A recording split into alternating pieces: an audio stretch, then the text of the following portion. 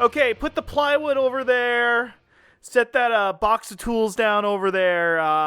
Can we get that beet crate? Can we get that beet crate over there in the corner, please? Okay, there's my 6-pack of cold ones. Y'all take one cold one and take a break because we're gonna start recording here our very popular and successful podcast. Yeah. Okay, so you guys can park it over there. Be sure not to step on any of the destroyed remnants of the country bears that are being left to rot in the California sun. Yeah. We're turning those into nematodes, people. Folks. Okay, so hey, sorry. We're gonna start recording the show soon. Me and Ellen are working on our new gig. Yeah. Great opportunity was given to us. A great opportunity. Something huge. So we're vocal and loud proponents for the Disney Corporation. We've loved Disney and everything they stand for and everything they do. We like that they buy things and make them better. We love the things they've done to the Star Wars franchise, the Marvel franchises, all this stuff. It's just we love IP. The Wish franchise with the movie Wish. I almost called it Wish Upon, which is a different movie. It's an entirely different movie. What's the movie I'm thinking of? The Wish of the Stars, their 100th anniversary movie. Wish movie. It is just called Wish. Wasn't Wish Upon the Digging on Multiverses movie? Yes, Wish Upon was the... It'd be very funny if they both named it Wish Upon and they just... some child wound up watching Sherilyn McFinn from Twin Peaks getting her head torn off by... what was it again? She got her hair stuck in a garbage disposal, Sherilyn Fenn. Because they kept hinting that the knives were going to fall on her or something. I don't know, it was stupid. Yeah, there's something with like a weird statue or something like that. Yeah. Digging on multiverses. Anyway, that'd be very funny if children accidentally watch that instead of Wish, the movie Wish. Yeah, well, the good thing is I don't think Wish Upon's on any streaming services now. It's not even on Tubi? No, I don't actually think it's on Tubi anymore. I feel like it's not even on Tubi. Hey, Alan, fuck off. It is on Tubi. Okay, I'm digging on multiverses again. Yeah, it's on the Tubiverse now. We're digging on Tubiverses. What was the dumb thing? Frankie Muniz is in The Black String. Oh, you might be watching that later. Is that where he plays Ozu from Tatami Galaxy? Oh, look at this. No, I mean, you're closer than you think.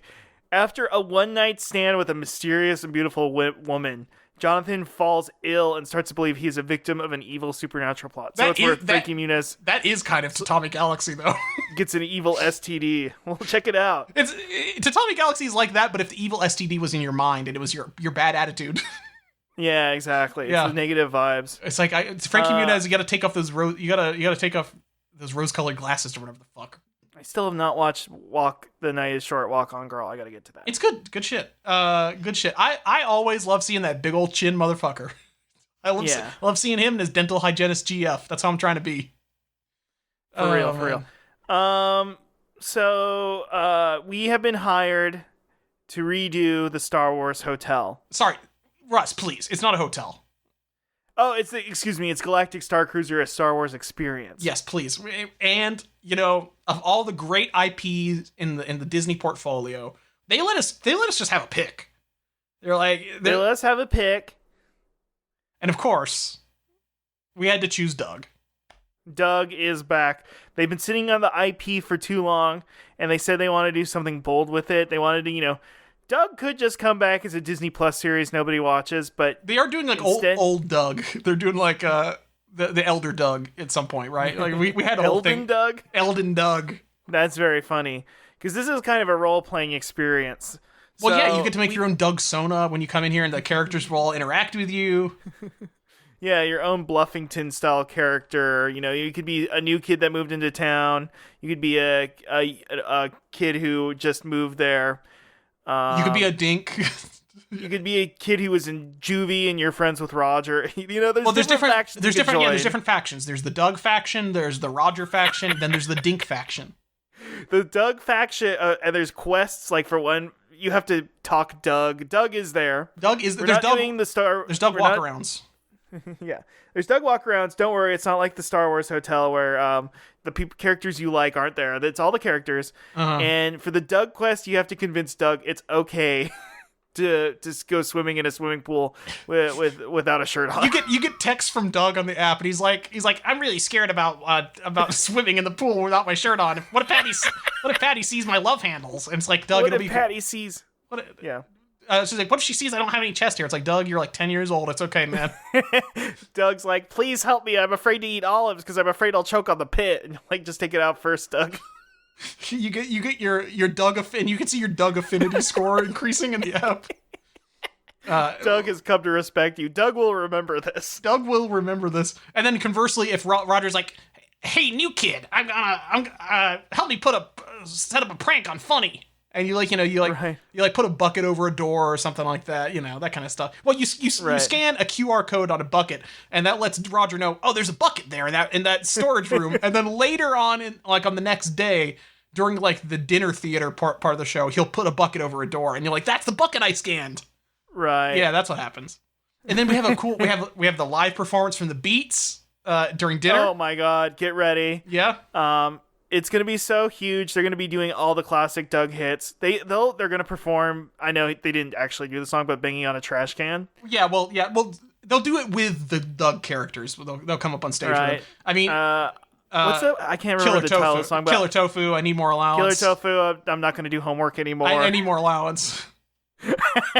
They're gonna do all the classics, but there's gonna be a deep story about the Beats where that you can do it. There's also a plot line with the Beats. The Beats are smuggling drugs into Bluffington. Well, they're struggling pickled beets. Wait, what is Bluffington's #1 export? Isn't it beets? I think it's beets.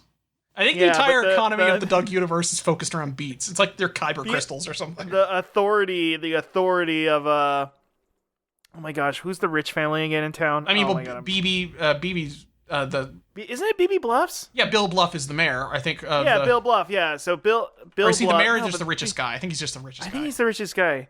Bill Bluff. Let's look this up. I think that's right. You can tell. Yes, thank you. See, there's a reason Disney hired us. We've nowadays, they found how they reached out to us is they found out we had the Doug second movie URL, and they're like, these people are the only ones besides Jim Jenkins who doesn't want to play. He doesn't want to play with us in this, and they're like, these must be the Doug experts. So they reached out to us, and we were when you can't get Jim, you go to us. I think that's true. That's true. And we're there's the Thick twins walking around, right? Alan Moose Leach, we all love them. So there's the Roger quest line where you're working with Roger and his two friends whose names I always forget. Do you remember the characters? I think it's Boomer and who's the other guy? Is it Boomer and Squeaky or is it Chalky? No, I think it's who's that other? It's not Larry or Elmo. Who is that motherfucker? There's Ned. No, it's not Ned. I don't think that's him. Oh no, but Ned's one of the nasty guys. Yeah, he's the guy with the one eyeball. Yeah, what's up with that guy? He seems like he's got dog DNA or something like that. What if the big plot is what is the deal with Ned?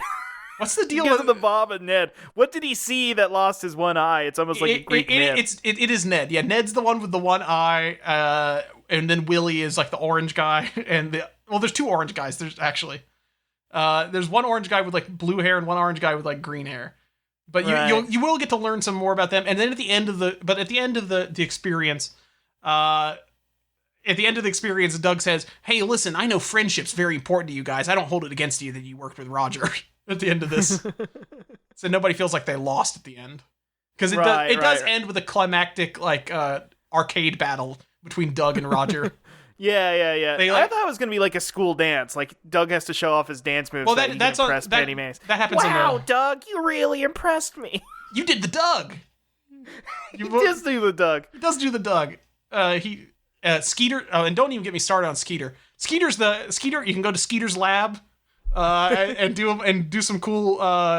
You can do it. 90% of the interactive experiences are labs because the other one is Mr. Dink's lab. Mr. Dink's lab, just his Skeeter's lab. Yeah, the Thick Twins lab. The Thick Twins lab. It's mainly just kind of rooms where we have In Skeeter's lab, there's a Kinect that's mounted in the wall, and Skeeter teaches you how to do different dances, and it measures. It does it's basically a Just Dance 3 minigame that you kind of do in there. Exactly. You get to do the Doug though, which kind of sets up later. Yeah, you get to do that. You get to do that kind of stuff, and you get to feel like you're Doug. You get to feel like you're Doug, and that you're living in the world of Bluffington, and it's so beautiful. If you look out the window, there's no windows in your rooms, by the way.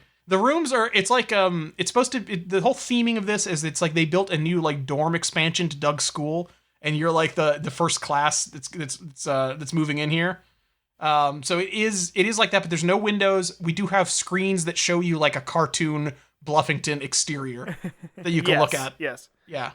So you might look out the window. It's a static space. It's just the same view. Yeah. You'll just like look outside and you might see like, like Judy Funny or like somebody walking by the window. Like every now and then. A big complaint about Disney's Galaxy's Edge, or what was it? Galactic Star Cruiser, is the rooms were tiny. Yep. They didn't have any windows. They were unpleasant and small, and it felt like you were a child. But guess what? Now that it's actually a children's dorm or like children's rooms, I think we can get past that now, right? Yeah, and you're not even gonna be thinking about it because you're gonna be using your Doug Journal app, where you write in it all the time, and right. And don't even get me started on all the cool Quail Man and Smash Adams experiences we're gonna have here. It's gonna be great. Yeah, it's very exciting. It's very huge. Well, so the other rooms besides labs that we have are imagination rooms, and that's where you go inside of Doug's imagination, and you get to have like an experience where like a Smash Adams like walk around character says like. This is where me and Alan kind of diverge, because this was my fantasy, is that Quail Man. Mm-hmm. You get into a box truck covered in LED panels. Uh-huh. And it transitions you into a Quail Man story where Quail Man visits the Star Wars universe. What is it? Darkspire? Batu? Yeah, it's Batu. It's Batu. Where do you get fucking Darkspire from? That's nothing. Isn't it Darkspire? There's something Darkspire Batu. Hear me out. Blackspire Outpost. Bitch. Thank you. That sounds... It's still not a good name. It's bad. It's still bad. It's just accurate, but it's bad. How dare you? How dare you? Black Spire Outpost. I got it. Okay, listen, I know a thing or two about a theme park I've never been to before, and I think I'm a little critical of from a distance. But I still probably will go to someday to build the lightsaber. The thing is, if that theme park was a figment of Doug's imagination, I would think a lot less critically about it. Yeah, but this is all a 12-year-old could think of. If you told me that like this is the best that like a 12-year-old with like a really dipshit like 12-year-old could come up with. Wow. It's like a themed Coke remix machine. Wow. Different colors milk. Oh, cool. Ooh, I could buy a carved wooden thing of a Jawa. Ooh. I can when I buy my fucking frozen drink, I get a little wooden necklace token that I can slot into other shit around the park. Wow, a fancy hot dog. That's what the Ronto wrap is. A fancy hot dog. Yeah, I heard about that. But like you can go walk around there and like, Smash Adams is like, I need you to shut down this droid thing.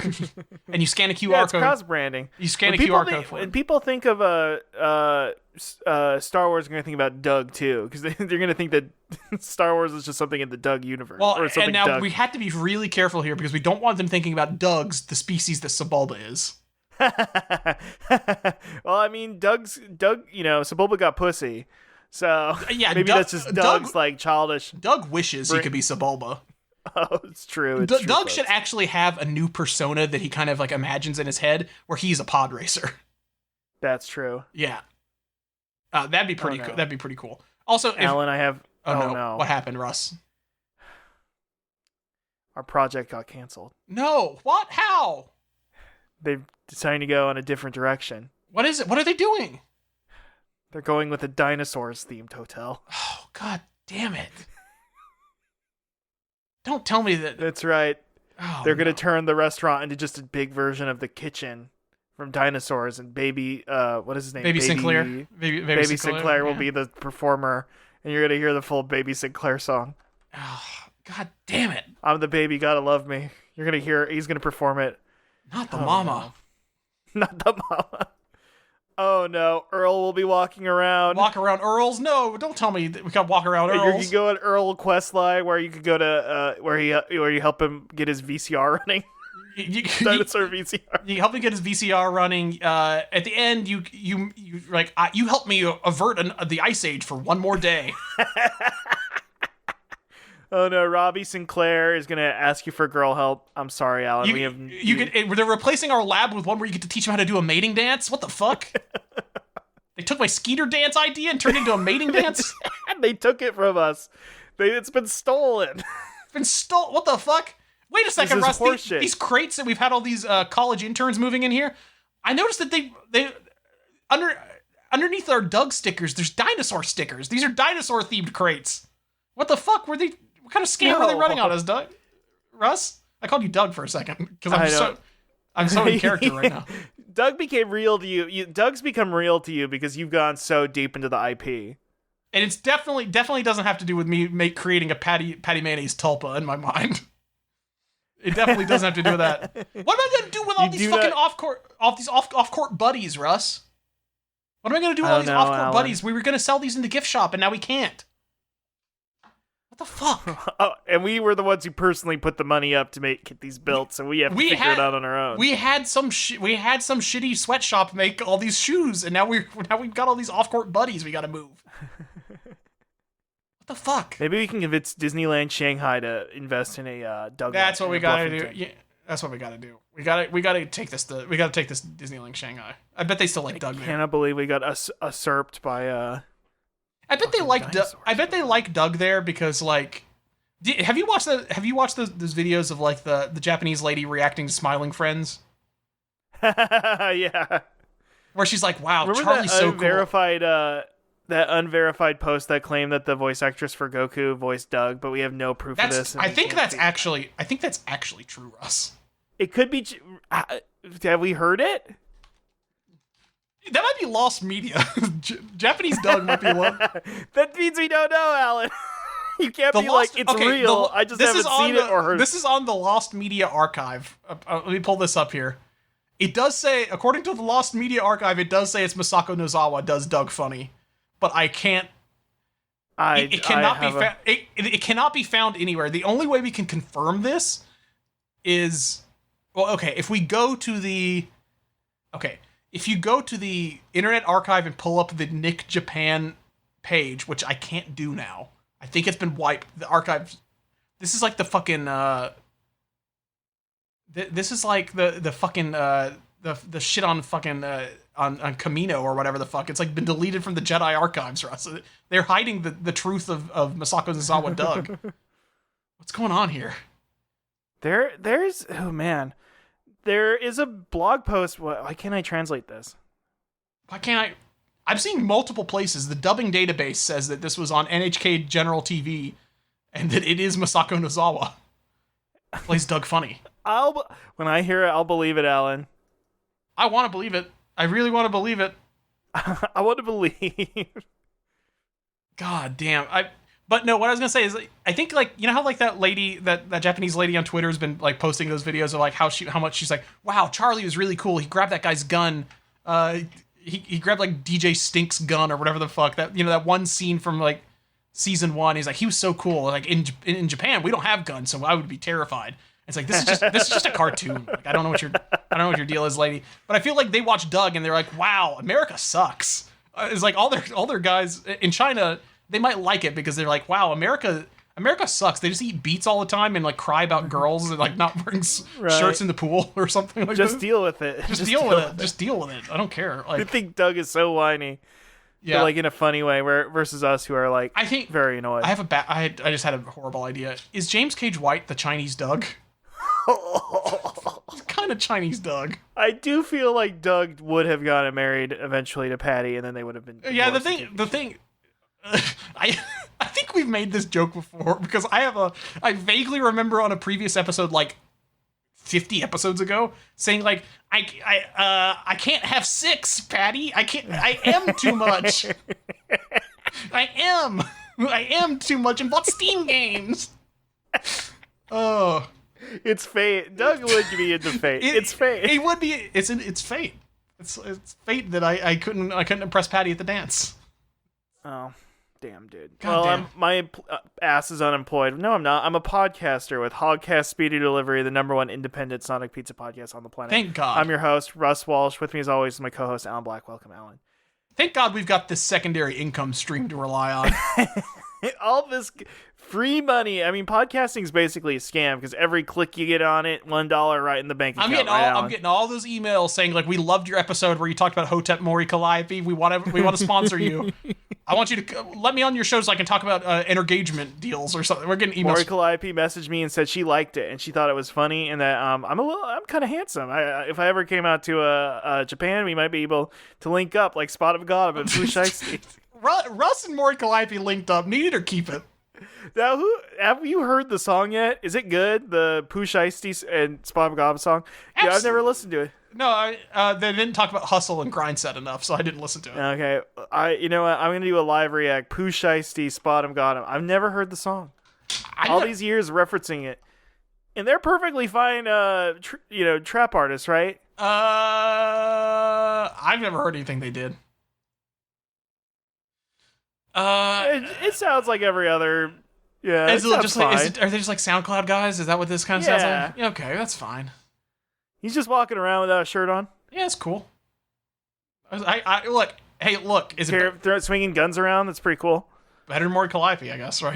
I guess the video isn't as good as the photo. As good as the tweet. Who is? Yeah, that's the thing. Is that nothing's going to be funnier than the tweet because we didn't know who one of these guys was. Right. Who is Mori? Is Mori the Spottom got him or the Pushisti? Oh boy, that's a great question. By the way, the video for that where they did link up 80 million views. It's very cool. It's more popular than anything we'll ever like in our lives. Pretty much. More people liked it than these two guys linked up.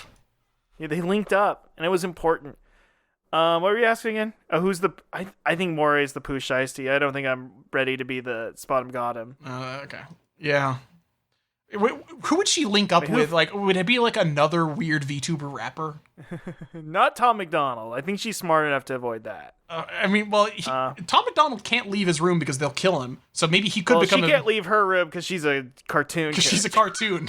Yeah. So like that, I think they have something in common there. Like he could, Tom McDonald. I could see him getting into VTubing because she links up with Kason a lot. She talks about being lonely and not having any friends. She links up with who are the annoying guys who are wrong about everything. Oh, the trash taste man? I didn't mean to say it like, I legitimately was like, who's the guys who are wrong? If you like them, I don't know. Good for you, I guess. Who consumes their stuff anymore? Like, my sister liked them.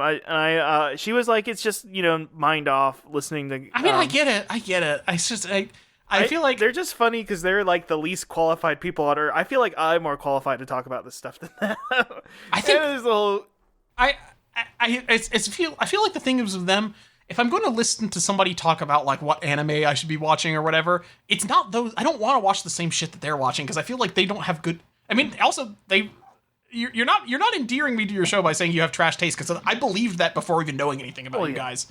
I knew that you guys suck. Like, and now you're like, yeah. It's like if we had a podcast, it's like, suck cash, shitty ass delivery. We suck shit. It's like, yeah, we know that. Like, you guys don't make any money. Like, you talk about something that people don't care about. And it's like, and now the name of the show is also, we suck shit. It's like, yeah, okay. That's true. It is a little like, listen, the Tonight Show, they're putting on a show. It's a laugh and a half. Jay's there, And the Trash Test guys, if Jay called the show the shit show, or the evening dump.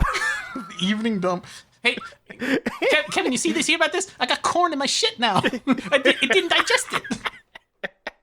That's crazy, Jay. Oh, Jay, I don't even know how to feel about that, Jay. Flush twice, Jay. Oh, man. Jay, you gotta take care of that. You gotta keep the brush on the You gotta get some more fiber, Jay. Jay, have you watched Freyred yet? Great stuff. This Himmel guy, he's such a fucking beta cuck. I don't get it. Kevin, I want to watch Wakandan, but there's too much of it. There's too much of it, Kevin. There's too much of it. So just watch from Mercury. Which from Mercury? Can I just start that anywhere? I don't care. I don't care about the queer baiting. It doesn't matter to me. It's all about the UC, Jay. It's not in the UC, Jay. You can check it out anytime. You don't know nothing about new types, Jay. I keep buying these discotheques, Kevin. I keep buying these discotheques. Got no time to watch them. These Sentai sales.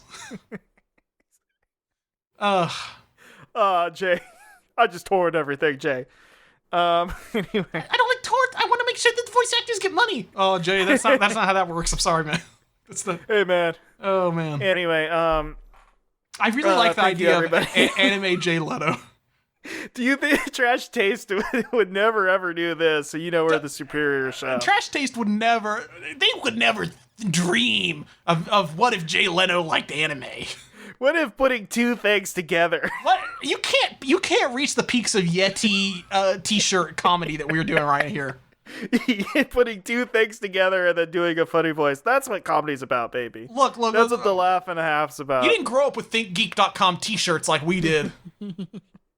Oh man, the Think Geek April Fool jokes. Oh, they would never make that, and then they do, baby. Pretty funny. What the fuck? A Tauntaun sleeping bag?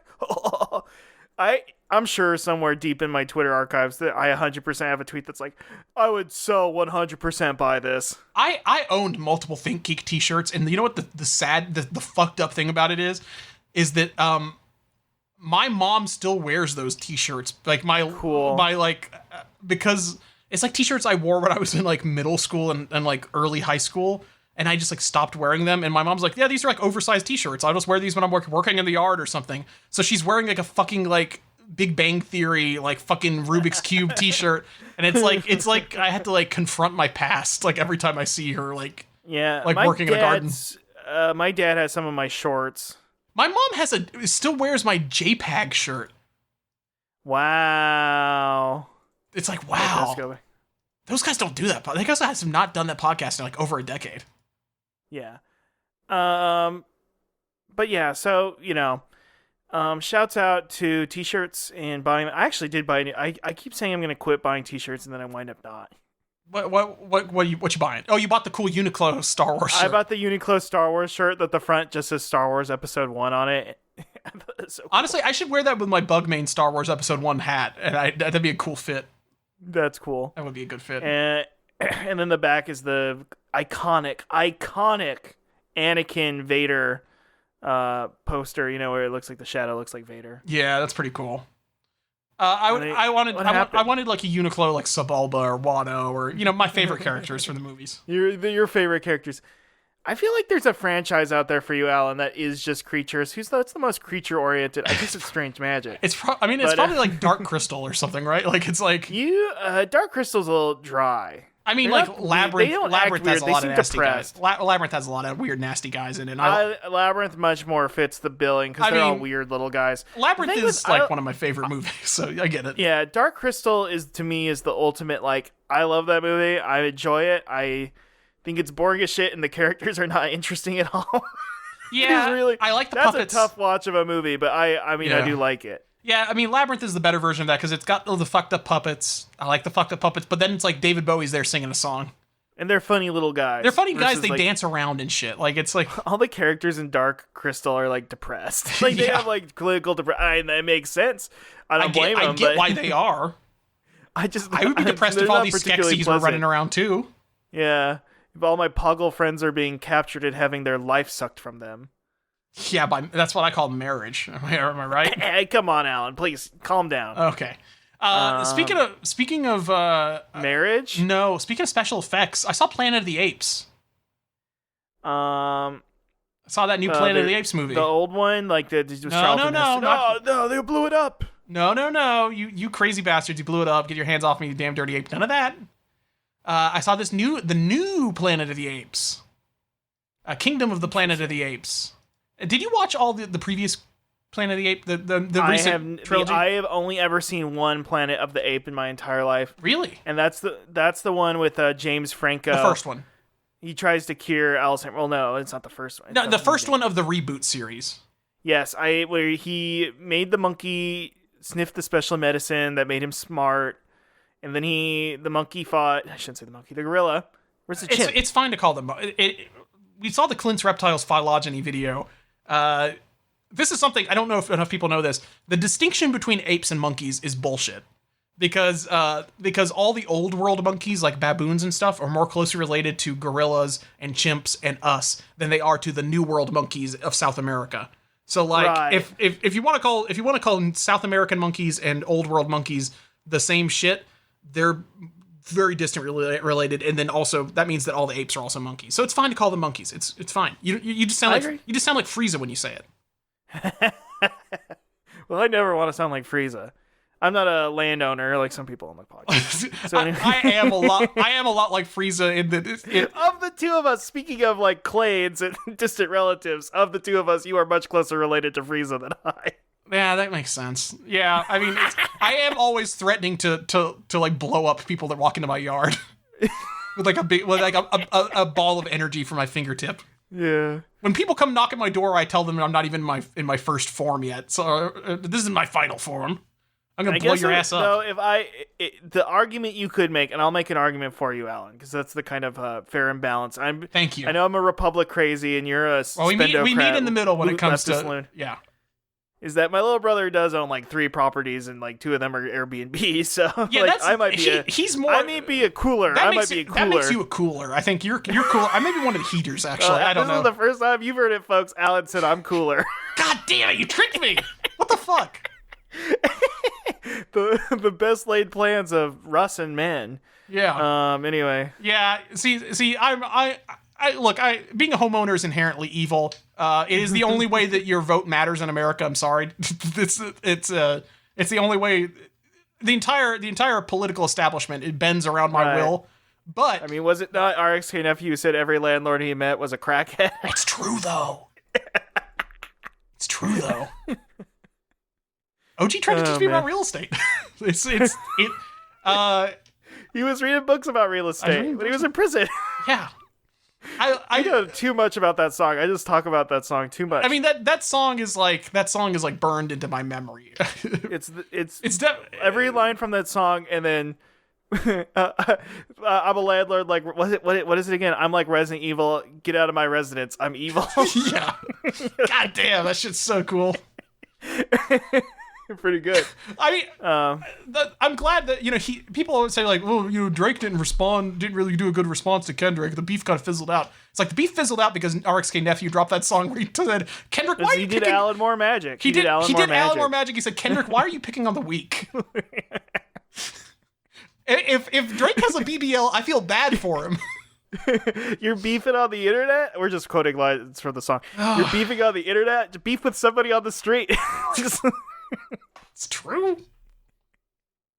All his beefs are from people on the street. It's true. I ain't got nothing against gay people, but you are gay. the best line. God damn it, the best line of the feud, honestly. Honestly, it is better than the A minor. It's better than the certified pedophile. 10 times better than A minor. A minor's like something in a 10th grader would come up with. Well, I mean, there's good lines in that song. It's good and it's funny. It's like it's funny. It is funnier that like Drake responded. He's like, "You got to be sharp," and it's like that's a Simpson joke from 40 years ago, and that's true. They knew that wasn't an actual note, and I don't know if you actually know that, Drake, because you don't write your music no more. Yeah. Anyway. I mean the peak of the beef for me was just Kendrick saying like, let me talk to your mom. I think your son's sick and he should die. That's cool, actually. That was cool. I mean, Kendrick won, and he had good lines. I just the A minor thing. It's not as clever as people. My whole beef with maybe I'm an annoying contrarian. I mean, but no. If you want to be an annoying contrarian, you'd be saying like Drake won. He's actually cool. I like him. Well, we wouldn't be the first leftist podcaster. But like it's please, the real heads know. Please get on my Substack right now, please. But it's just like.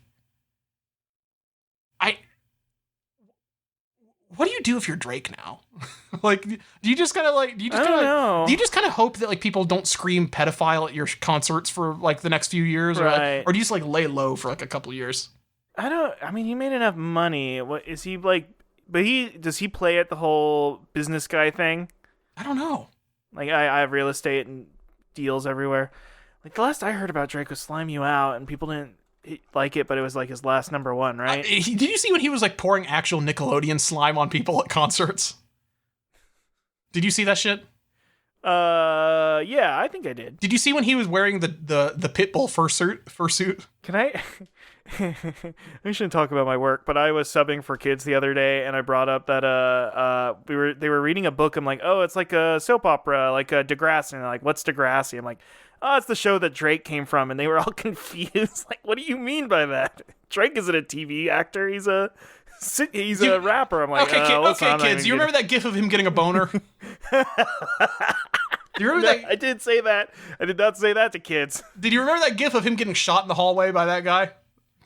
Oh man. I'm surprised. I didn't want to. Yeah, you don't really want to bring up school shootings at a school. No, I mean it's really unfortunate you can't really talk about anything from Degrassi with anybody in a school, because it's mostly like teen pregnancies, people getting shot, having boners, right? That kind of thing. It's like, no, you guys. I watched Degrassi when I was 11, so it can't be that bad. I never watched that shit. That shit. I'm normal. Look at me. When I was a teen or preteen, I'm just like, I don't care about teenage drama shit. I'm above it. I don't care about that. I'm watching shows for adults. You're watching The Sopranos at age 11. I'm watching Drawn Together on Comedy Central. I never watched that one. It kind of scared me too much because I think the ad was always. I mean, you lucked out. You lucked out. Disney princess and the Foxy Loxy. Oh, the one that she's supposed to be like one of the. Was it Josie and the Pussycats? Like a Josie and the Pussycats parody. It was parody. her and the Disney princess making out, and I got scared. My mom's okay, hold on a second, Russ. You got scared. Wasn't that? What? I mean, you got scared by lesbian kissing? Well, yeah, my mom was gonna walk in. Okay, that's I didn't fair. know any better. That's fair. The thing is, listen. You were afraid of Gex touching your boobs. I was afraid of. I guess the thing is, the Gex happened like 4 or 5 years before, and when I watched Drawn Together, that was when I had a room in the basement and I could just watch Comedy Central all night and leave the TV on and stuff. And then I would bolt awake in the middle of the night when I heard the Calypso music from the Girls Gone Wild infomercials. Like, right. oh fuck, it's time for the Girls Gone Wild infomercials. They would air a lot of Girls Gone Wild commercials with G4 TV, and I would always get scared at my mom. Well, we've talked about fucking nocturnal emissions on G4 TV. Yeah. You remember that shit? Oh yeah, and then Game Girl of the Year. This is a regular. Adam Sessler's Game Girl of the Year, where him and like Morgan Webb presented like the hottest video game babe award or whatever the fuck. Alan, if we now that I have a new computer, everyone shouts out! I got a new computer. And I might have the capacity to stream in the future. A good future stream might be rewatching that. We should watch that. The G4 special. There was the G4 special where they did that. There was also the one or two different episodes of X-Play where they reviewed pornographic games, and instead of like stars what games could they have reviewed? I literally think it was like the first like the Leisure Suit Larry. It was the Leisure Suit Larry. I think maybe it was like a proto Gal Gun. Magnet Cum Load. That's the real name of the game. It might have been like a Gal Gun game, or the Guy game was one of them, which is scrubbed from the internet. You can't play that game no more. Can't play that game no more for the same reason you can't watch a lot of those Girls Gone Wild videos no more. The creator of Turok. Whoa, what? Do you know the whole story behind it? I did not know the Turok thing. I knew about why. I knew that like there's underage people in that movie. This is complicated. In that game. The guy who helped found Retro Studios was a former member of who made the original Turok games. I always forget the studio's name. Dinosaur Man. Was that a Iguana Entertainment. So this is the story of Iguana Entertainment. One of the guys there was dissatisfied with the work they were doing there. So he built a new studio in Austin, Texas, which turned into Retro Studio. And Nintendo was really impressed by their 3D work, but they did not like the guy who ran it, so they basically paid him to leave. Okay.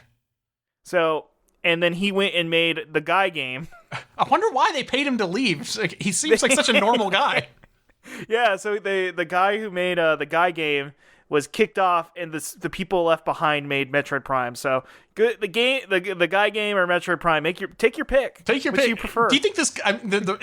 It sounds very clear to me that he's like, Samus needs to whip her tits out in this game. I mean, I think he was just not. I don't even think he even really had that much to do with game design. I think he just like showed up to work, allegedly incapacitated. I don't know.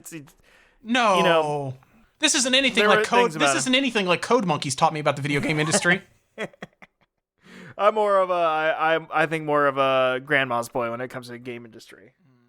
Remember when Nick Robinson was calling into Attack of the Show? That's where he got his start, man. Wow. Oh, can we? Wow. If we wiped that entire if we wiped the G4 TV channel off of just, if it wiped from the timeline, how much better would the world be right now? I would probably be a healthier, more normal person. I would have watched like sports or something. Yeah, but Olivia Munn wouldn't be as famous. That's true. What has Olivia Munn been up to lately? I feel like she's probably been. She stole that. She stole. She stole it. Tricked. She stole John Mulaney. Stole him. Oh yeah, that was the thing. Oh yeah. I forgot about the John Mulaney thing. I think Olivia Munn is just like on the outside. She was in the Walking Dead spin-off show. Shouts out to her, I guess. She's just out and about. Yeah, that's cool. I mean, who's the lady who was Jessica Chobit was she the was one on that was in Mass Effect. Yeah, that was the other thing I was immediately thinking. You could punch her, which made me feel bad. Look. Jessica Chobot, not Jessica Chobit. She was she was not a Chobit. She was not a robot with antennas and shit. All I remember about Jessica Chobot is that she's a very lovely woman, and she still looks great. But I remember seeing her Mass Effect. Olivia Munn was in the newsroom. I forgot about that. Oh wow, that's right. Jessica Chobot, her character model in Mass Effect, scarier than the Krogan. It's one of the scariest looking. I mean, remember the one lady in there? It's like the British lady that's like, I'm engineered to be the history's greatest smoke show. And then like she opens her mouth and her teeth are like weird, like awkwardly spaced chiclets. Yeah, but that was like them trying to capture Yvonne Stravinsky's. Didn't she have the little gap? I think so. They were trying. They were really trying. Actually, but she has perfectly good. Yeah, she has normal teeth, but it's like she's a beautiful smile. It's weird to me. You know, I feel like if we got rid of G4, Olivia Munn would probably just be in normal stuff and not forced to lick gaming consoles. I don't know what's going on here. Well, soon there will be no gaming consoles because they ain't got no games no more. You can lick the PS5. There's no games. There's no games on it though. All you can do is lick it. We're gonna make it taste good, because that's the only enjoyment you're gonna get out of this shit. Yeah. Speaking of enjoyment and tasting, Depotable Drinks 4 sips for Gros to rise. Depotable drink 4 sips. Oh, are you supposed to say it in like the French Despicable Me voice, right? The trailer voice. Despicable Me. Depotable drink 4 sips for Gros to rise. Yes. No, I just sound like Kevin Spacey. I just sound like what's his name again? You sound like Frank Cards. Yeah, exactly. Mm-hmm. I would like a yearly Christmas threat video from Gros. That'd be pretty cool. But it'd be comical because he was a wacky villain and not Kevin Spacey actual villain. I'm going to steal all the Earth's bananas for my minions, or something like that. Yeah. But I've got a new sparkling water here, Russ. Walmart ran out of my Polar and La Croix that I usually drink, so I've got bubbly. I've got cherry bubbly. Wow. Now I have mixed feelings on bubbly. Well, we'll see how I feel about this. Should I go my drink? Yeah, what's your drink? Well, it's very fitting. It's hugely fitting, actually. It was a pickup from a grocery outlet bargain market. Okay, cool. It is Shonen banana cream soda. Shonen? Shonen, like the manga. Is this age group? It's like fucking Luffy on there. Like, what's going on? No, it's just bananas. I'll send you a photo if you want. Shonen banana drink, Shonen banana cream soda. It was 50 cents. I'm sure it was a hot product that was flying off the shelves and definitely didn't wind up some backwater style here, there, and everywhere. Why is it called that? It does say experience the flavors of Japan in a can, according to the Amazon listing for this. You know, of all things, I don't really associate I associate banana cream with good old Texas, but what am I to say? Yeah, it's okay. Look, this seems like this is an American brand, but it's Japanese inspired cream soda. Okay, sure. Are there multiple flavors? Are there other ones? There are orange cream and elderberry cream. Elderberry's not. What the fuck? Why banana? What the fuck is going on here? Well, anyway, this was randomly in my fucking store. It was 50 cents, so clearly it's flying off the shelf somewhere because it wound up in the grocery outlet bargain market. Where's this company based out of? What the fuck is this? It's Japanese inspired soda, but it's not really Japanese flavors. They have a TikTok and an Instagram. Yeah, I'm looking at their link tree right now. We should tag him on. They have 2,500 listeners. We should tag them and be like, we reviewed your product on the show. Oh, here we go. Shonen Soda grew from founder Ryota Ryan Hashimoto's boyhood love of his hometown's unique sweet treats. He was born and raised in Tokyo, and upon immigrating to San Francisco, noticed that a variety of soda flavors he was used to were missing. He wanted to create a beverage brand of his own with nostalgic Japanese cream soda. We know what the word shonen means. Their mission statement is to offer Japanese-influenced products suited to different lifestyle requirements and customs, blah, blah, blah. I guess my question then is, like, and maybe I don't know them. I mean, this guy grew up in Tokyo, so he knows more about Japanese sodas than I'm assuming I do. I just don't think of banana cream soda and, like, orange cream and elderberry cream as being, like, I don't remember seeing a lot of those, but maybe I wasn't looking in the right place. Maybe those were just the cheapest fruits at the time. Maybe it's just his favorite flavors, but, like, I would have thought, like, he would have went, like, something like melon. Like, I saw a lot of melon soda when I was in Japan, right? Like, it's like a melon cream soda would make sense, or like like lychee or something, right? Maybe he's appealing to the minion market. I mean, banana. We like banana. Banana, yeah, exactly. Well, let's pop this open and see how we like these drinks. And remember, 4 sips. 4 sips. Okay, I'm gonna pop it. Ooh, that's crisp. Okay, all right. Sip 1. Interesting. Okay. Sip 2. Okay. Sip 3. Sip 4. All right. 2 things before I comment on the taste. The tab of this says "Heyo" on it, like the soda's greeting me, and then there's also another bubble on the can that says "These sips don't lie." No calories, no sweeteners, all smiles. That's their trademark. I gotta say this is pretty inoffensive, but it's also not very heavy on the flavor. Mm-hmm. It's pretty bland. It seems like it was sitting in the same room as, like, some cherries. Like, it's not like... And I mean, I know sparkling water is never really super... It's less cherry flavor, more cherry vibe. If you gave me the soda and told me what kind of flavor is this, even more so than the other sparkling waters, I could not tell you what the fuck this is. Like, maybe can I get it from the aroma alone, maybe? From the aroma, it does smell like artificial cherry. I'll say that.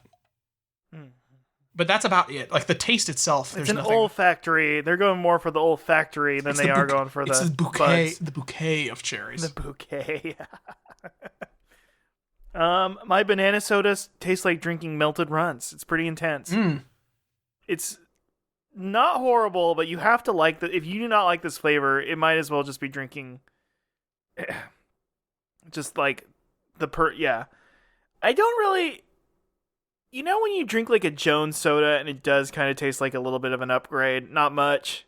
Yeah. It's like an upgrade soda or like a Mexican Coke. I don't really get that. This is about as on par with me as like a Starry. Mm-hmm. That kind of... But maybe that's just because that banana flavor to me kind of tastes like cheap candy. But I don't dislike it. It's not... I'm not going here going, ew. And it's a little sweet. How do you feel about Runts the candy? In general? If I never have them again for the rest of my life, I'm not gonna cry, but I still like them. I don't think I like them very much. Yeah, you don't like them. Yeah, they're fine, but like, well, because the bananas I don't like. What are the other the bananas I've always hated? Really? I like the banana Laffy Taffy? I don't like artificial banana in general, I think. Yeah, you don't like... You're famously, you're one of these leftist loons. You don't like the 1950s. You don't like these retro-style banana flavors or the dead banana. What yeah, is that the Gros Michel or is that the... what's the... Well, I would never say any woman is gross, but... No, I only know that because of the Balatro card. The banana Balatro card. But no, what is that artificial banana is based off of a different type of... an extinct banana. Like the extinct banana, right? Yeah, what is the type of banana... Yeah, you're right. The Gros Michel. You're right. That is the one. Okay, yeah. It's because of isoamyl acetate. It is based on the Gros Michel, which no longer exists anymore. With the bananas we eat today are the Cavendish variety. Well, you hate everything from the 1950s, so... That's true. I don't wear any seersucker suits or nothing like that. You don't have a fedora. I like so it looks like the flavors now they've got green apple. Not a big fan of green apple. cherry, grape, and at one point they had mango, but I don't think they... Wow, some tropical flair. I'm not a big fan of fake strawberry either. I feel like most of the time fake strawberry is like a lesser version of fake cherry. But when it comes to runts, the only thing I care about is white runts, baby. The weed strain. Mm-hmm. To quote RXK Nephew once again, COVID-19 was fake. I'm coughing because of these white runts. How the fuck did Jeremiah got COVID-19? He made birthday sex. It's true. Fuck, I love that line. It's true, though. It's true. It's true, and it's real. White runts also very good strain. One of my favorite strains. While we're talking about weed, on my way home from the dentist earlier this week, I stopped by Cookout. I use it as an excuse to stop by Cookout. Which Cookout, as always, mwah mwah. I love you. I love you so much. Please build another one closer to my house so I can go to you more often. $11 for a giant cheeseburger, a giant bacon cheeseburger, hush puppies, and a cheerwine float. Unbeatable. What is the next tier up in price? Like what can you get for $15? I mean, you can just add more stuff. Is basically the thing. Is that fuck, dude? That's crazy. Like, okay, so like if I wanted to, what I could have done, and I've done this before, and I think the last time I had Cookout, it was under $15, and the thing I had was like I had them add like a hot dog.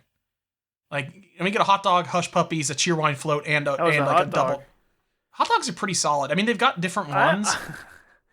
Do you mean hot dogs in general, or just solid, or their hot dogs are? I mean, their hot dogs are specifically solid, but like, I mean, it's hard to fuck up a hot dog, right? Like, it's, you know. Yeah, I mean, I love I'm on record as saying I love hot dogs and I like eating hot dogs. So hot dogs are good. Hot dogs are good. I love my nitrates, baby. They've got like 4 different. They've got multiple different types of hot dogs on their menu. I think the last time I got one was the Cookout style hot dog, which is similar to what they do with their Cookout style burger, where it's coleslaw, chili, and mustard. Which is like that's Wendy's actually did this for a while when they had a Carolina style burger on their menu, where it was like they put chili, mustard, and slaw on it. That's like I don't know why that's the North Carolina thing. I don't know where in the state that originated from, but chili, mustard, slaw, and onions is like the default North Carolina loadout for burgers and hot dogs, I guess. That's like our Chicago dog kind of thing. But they've got that. They've got a Mexi style one, which is like chili, cheese, Texas Pete, lettuce, and tomato. And then they've got like a bacon cheddar dog where they like wrap it in bacon and then pour like melted cheddar cheese on it. I've had all of those. They're very good. They're pretty good. I usually go with the bacon one, to be honest, though. But the burger I got was the Out West style. Added cheese, but barbecue sauce, bacon, mayo, pickles, and onion. A classic burger. And again, the big double, which I don't know how old this menu is, but the screenshot saying that this can't be right. The screenshot is saying the burger was only $3, and $3.39 was how old is this picture? Because that feels like what I paid when I was in high school. Was like I paid $4 for a huge Out West style burger. This is from, oh God, this picture's from 2016. How much have the prices gone up by that? I mean, inflation is hitting Cookout, but it's like one of those Costco things where it's like, well, somebody damn waistline is inflating. Somebody's still too much damn food from him. Am I right, folks? Somebody's still like keeping the prices down at Cookout somehow, and it might just be, I don't know what it is, but like it's not, like Taco Bell. We know Taco Bell prices have like gone through the seal, they're crazy. Like we all know that like that burrito that was like 23 cents like 10 years ago is like $2 now or whatever the fuck. You think El Pollo Loco's the loco one? I might tell you guys to see Taco Bell's current prices. But they're pretty damn loco. Cookout, man. But we Alan hasn't responded to any of my jokes from the last 5 minutes. I don't like that joke. I don't know about El Pollo Loco. I forgot what I was. We got sidetracked by Cookout. What I meant to say when I was talking about weed, there's a weed drive-through in Asheville now. Wow. They've got a drive-through weed dispensary. However, it is in a sketchy part of Haywood Road, and it's almost impossible to get in and out of. I don't know if I want to leave my car parked here for too long. Like I'm just gonna go to Cookout and just leave. Unfortunately, right. But we're getting more weed dispensaries here. It's kind of crazy. Can you get weed delivered to your house yet? Yes, you can get it in the mail. Last time I bought weed, I ordered it from the dispensary I normally do, and it got accidentally sent to Carolina, Puerto Rico. So I had to on 420. I'm like, my shit's not here yet. Let me go to one of the other weed dispensaries, and then it turned out there's a weed dispensary 5 minutes from my house. I was just buying one from across town because it was the one that I went to with a nice goth lady inside. I'm like, I like this place. And it turns out there's just one closer to my house that just has it's not on Haywood. You haven't puffed it yet. As a homeowner, you're still waiting for them to DoorDash weed to your house. But hey, we're getting really. I think you probably can do that for one or two of these places if you wanted to, but it's probably not worth the money.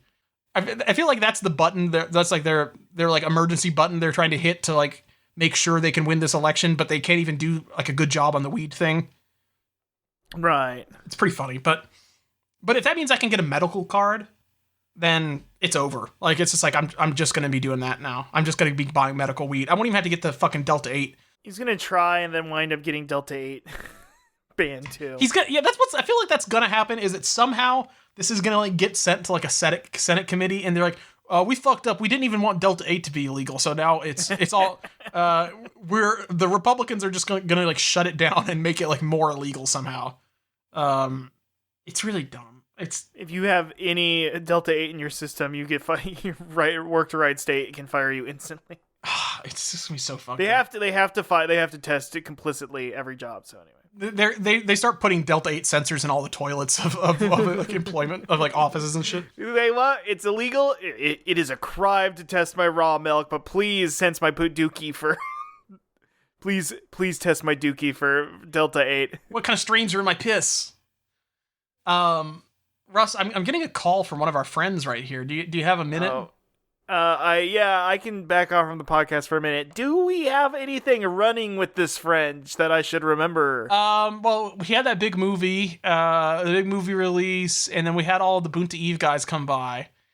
I don't know what he's up to now. I remember. I don't remember if anything else. Not that I'm implying I know who's calling you right now. I mean, they're probably very impatient waiting. Well, let me just answer it, and I'll just ask him a few questions and see how he's doing. We'll see who it is real quick. Let me set it. Do this for just a minute right here. Wado, what's up, dude? Alan, I'm pissed, Alan. What are you pissed about? What's going on?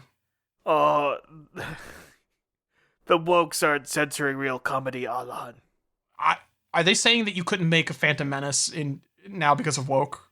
Alan, they would not let you make Phantom Menace because of woke, Alan. That's so sad what they've done to the society. Alan, I'm too funny. You're too funny. I mean, you're making a movie about the first pod racer, right? Unpodded. Unpodded, yes, Alan. Okay, that's about all I have, Alan. The invention of pod racing. Okay, that's pretty tired. Cool. I'm so tired, Alan. Well, you've been doing all these tours of all these colleges, and they're booing you off stage because they're saying you're not funny, and I don't get it. Well, the prequel defenders are out there for me. Alan, you stood with me. You stood with me when nobody else did, and for that, I'm happy, Alan. I will always defend. I'll always defend free speech. Alan, I'm gonna start crying here because all these fucking fake friends, Alan. Okay, well, Russ, you can get back in here. You hung up after you start crying. Wado doesn't sound so good right now. He's not doing so good. He's been talking about how much he's getting shadow banned. His Yelp reviews aren't being seen. My Yelp reviews aren't being seen. Oh, Elon's throttling my traffic, Alan. He just sent me a text saying that. Good impression. Maybe sometime I'll answer the call. Because I'm running out of things to say. I say on the podcast already. I'm sure Wado is running out of things to say. Oh, Alan, I ran over my dog with the pod racer, Alan. That would have been better than whatever he just said. It's not fair, Alan. They're not giving me the cut of my Twitter money. Alan, this is my impression of Wado. Alan, Ian Miles Chong and me are fighting again. You called me a woke cuck, Alan. It's not. At least my house isn't full of ants, Alan. They don't have ants on Tatooine. Anyway. You know what they don't have? Do they have ants on Tatooine? That's a great question. I don't think we've ever seen any. Do they have ants on Tatooine? We can't talk too much. We did too much Star Wars last week, so. But guess what, Alan? I'm seeing Endorian ants. No, that's They got blood ants. They got blood ants on there. Blood ants. Oh, Ian would hate those. Blood ants were animals from Tatooine that lived in castle-like sand towers. Ooh, this sounds like some sand. Bad news. There. There's also sand bats. That's not good. That's not good. You know what is good though, Russ? What I can always count on? Pizza pie. Pizza. Hail Caesar! It's the pizza segment. I've got This is. I tried to review a new item for this, but once again, Walmart's limited. Thanks to Sleepy Joe Biden, the Walmart inventory. Not only do I have to settle for this kind of mid bubbly, but I tried to get the margarita pizza cupcakes, and they didn't have them, so they only gave me the pepperoni ones. Wow. Pizza cupcakes, though, still pretty good. Those are solid. I still like the pizza cupcakes. It is one of those things where it's a little bit too expensive for what you're getting. But hey, pizza cupcakes. If I wanted to impress a lovely lady with a bagel bite style treat, I would bring out the pizza cupcakes. Is it worth it for $9 for 6 of them? I mean, that's like what, $1.50 each? I don't know if that's worth it. I don't know if that's worth it or not. They taste really good though, but are they $1.50 each good? Maybe. I remember having them, and they were better than you'd expect, but the for the price point, it just I had no drive to have them. It's a boutique item. It is a boutique item. I feel like that Shark Tank sticker on the box is makes it like 50 cents more expensive than it should be per piece. Mm-hmm. You're paying for the licensing on the Shark Tank. Mr. Wonderful has to get a cut of this. Don't they take some ridiculous cut if they finance your? I feel like they do. I mean, they talk about the deals on the show, like how much. Did you hear the thing about the Shark Tank knockoff show that starred Eric Andre and? No, I did not hear about the Eric Andre thing. You're not. Yeah, it was Eric Andre and why am I forgetting the Jackass guy? Why am I forgetting his name? Johnny Knoxville. And Johnny Knoxville kept tasing the shit out of Eric Andre and making him uncomfortable because he's like, this is getting violent. and apparently Eric Andre's longtime riding partner got tased and he tripped and broke his leg or something. Or no, he broke his ankle. And he's suing Johnny Knoxville for $3 million and it's ruined him and Eric Andre's relationship. The real thing.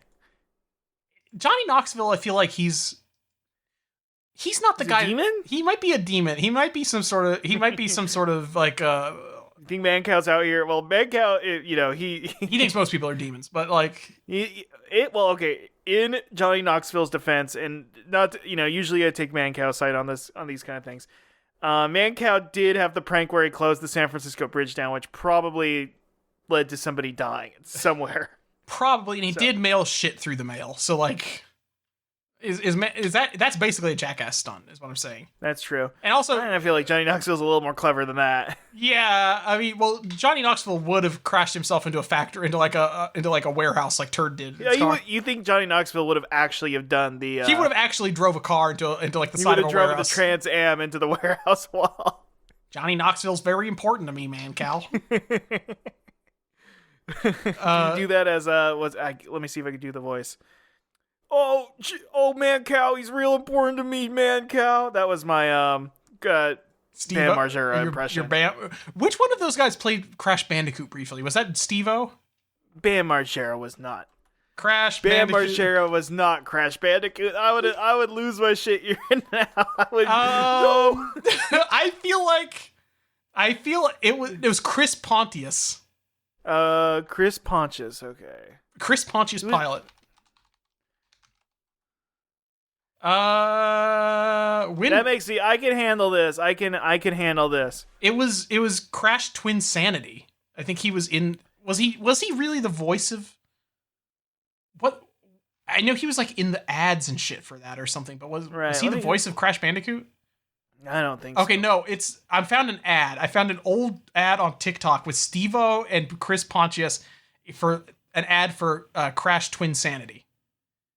It was the one where you were like handcuffed to Neocortex. Yeah, it was a Traveler's Tales game. Yeah. I remember the big marketing push is that it had former Tim and Eric, Ren and Stimpy.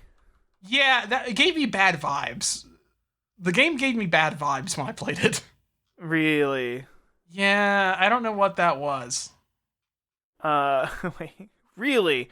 So the guy who voiced Neocortex in that game, he also is an anime guy, and he does Ghetto from JJK. Isn't that funny? And he's the American voice for Gomon. Oh, weird. That's cool. Small world. Wait, did I just imagine that Twin Sanity was it not actually voiced by the Jackass guys, or were they just No, they were just in an ad. I think it's Crash Bandicoot was just made by the same sound. Gee, I don't think Crash doesn't even talk. Yeah, he's a silent yeah, guy. but he goes like wow, you know, he makes like ah, you know. You think that they would have hired I guess if you were gonna hire anybody to voice a guy who just goes ah, is a guy who's famous for getting hit in the ball and stuff. Yeah, like I mean when like Crash gets flattened by like a big giant like rolling boulder and stuff, you want like Chris Pontius to be like ah, you know. Woo. That makes sense. That makes sense to me. It does say there is no voice actor. It's Lex Lang was Neocortex. He's been in a lot of Digimon shit. Yeah, you're right. He was Suguru Geto in not even JJK the TV show, but it looks like JJK the video game. Oh, what? No, wait. He was in the movie. I guess he is the dub actor because he was in the movie too, the Jujutsu Kaisen movie. And he has been Goemon from Lupin multiple times.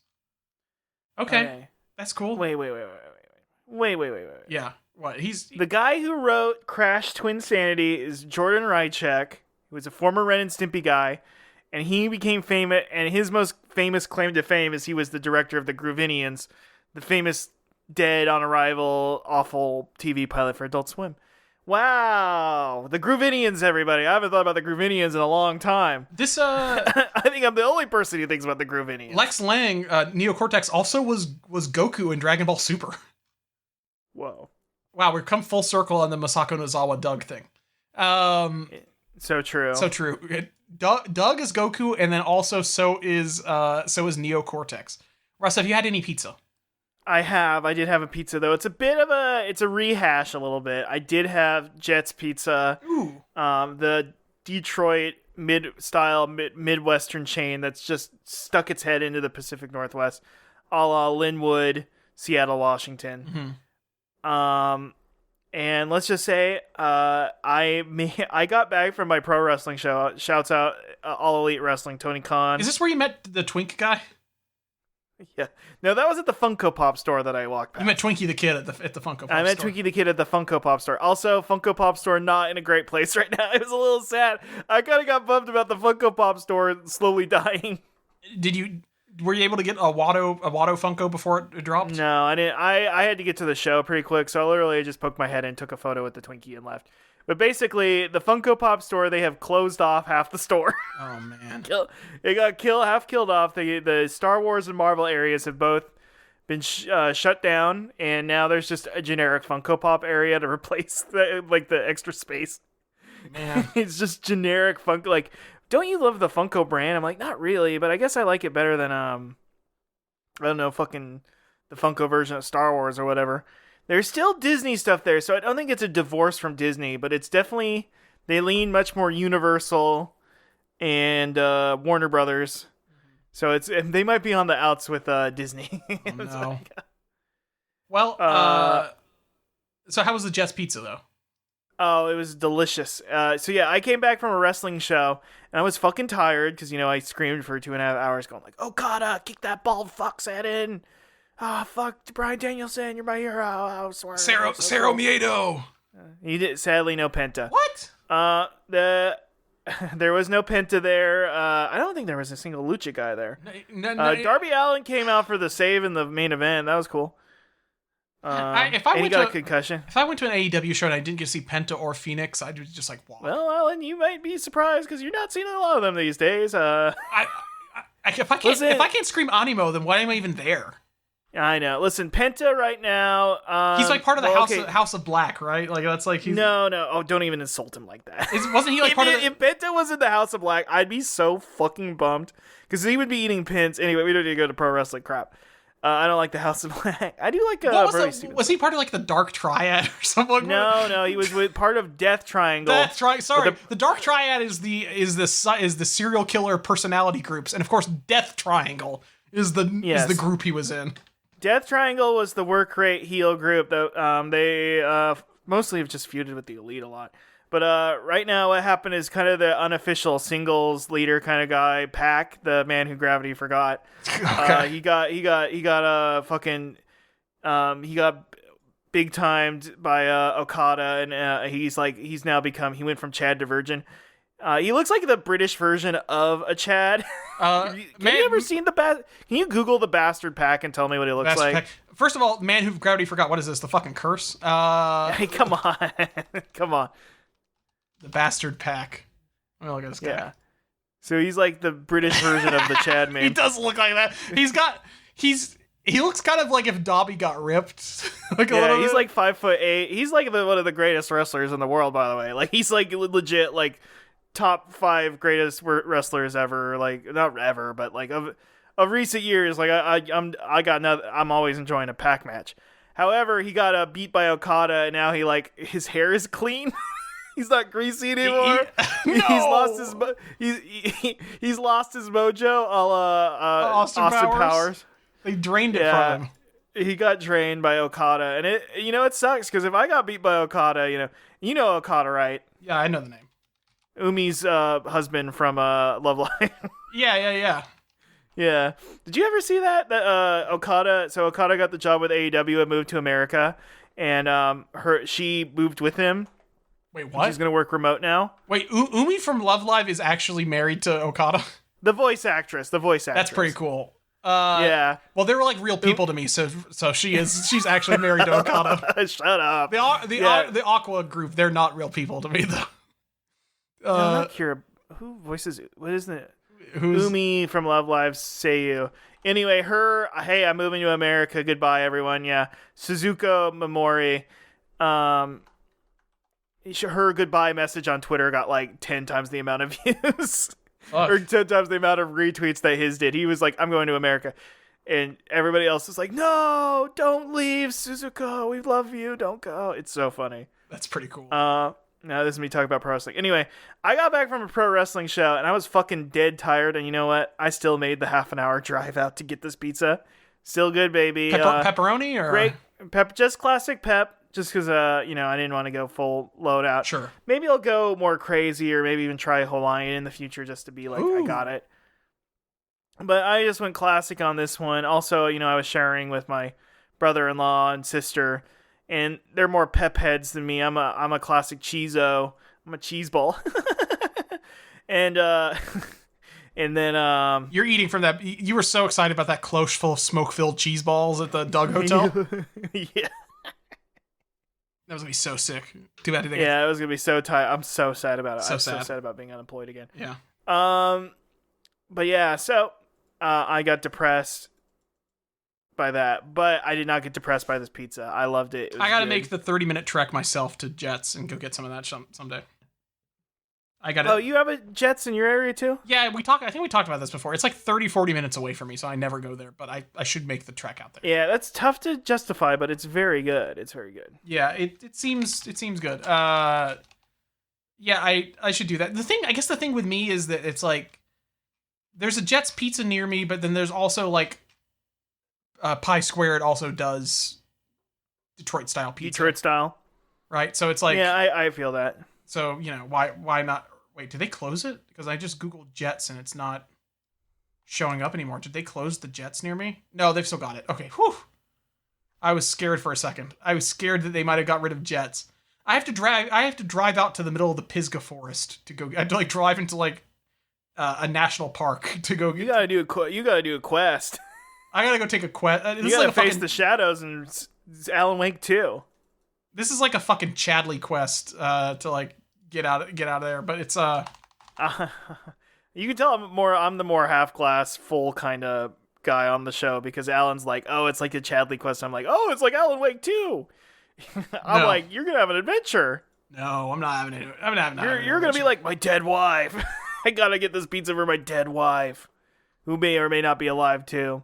Turns out I was the bad guy. What the fuck? Oops. What the hell? Alan Wake is like a better version of Braid, if you think about it. It kind of is. Damn, dude.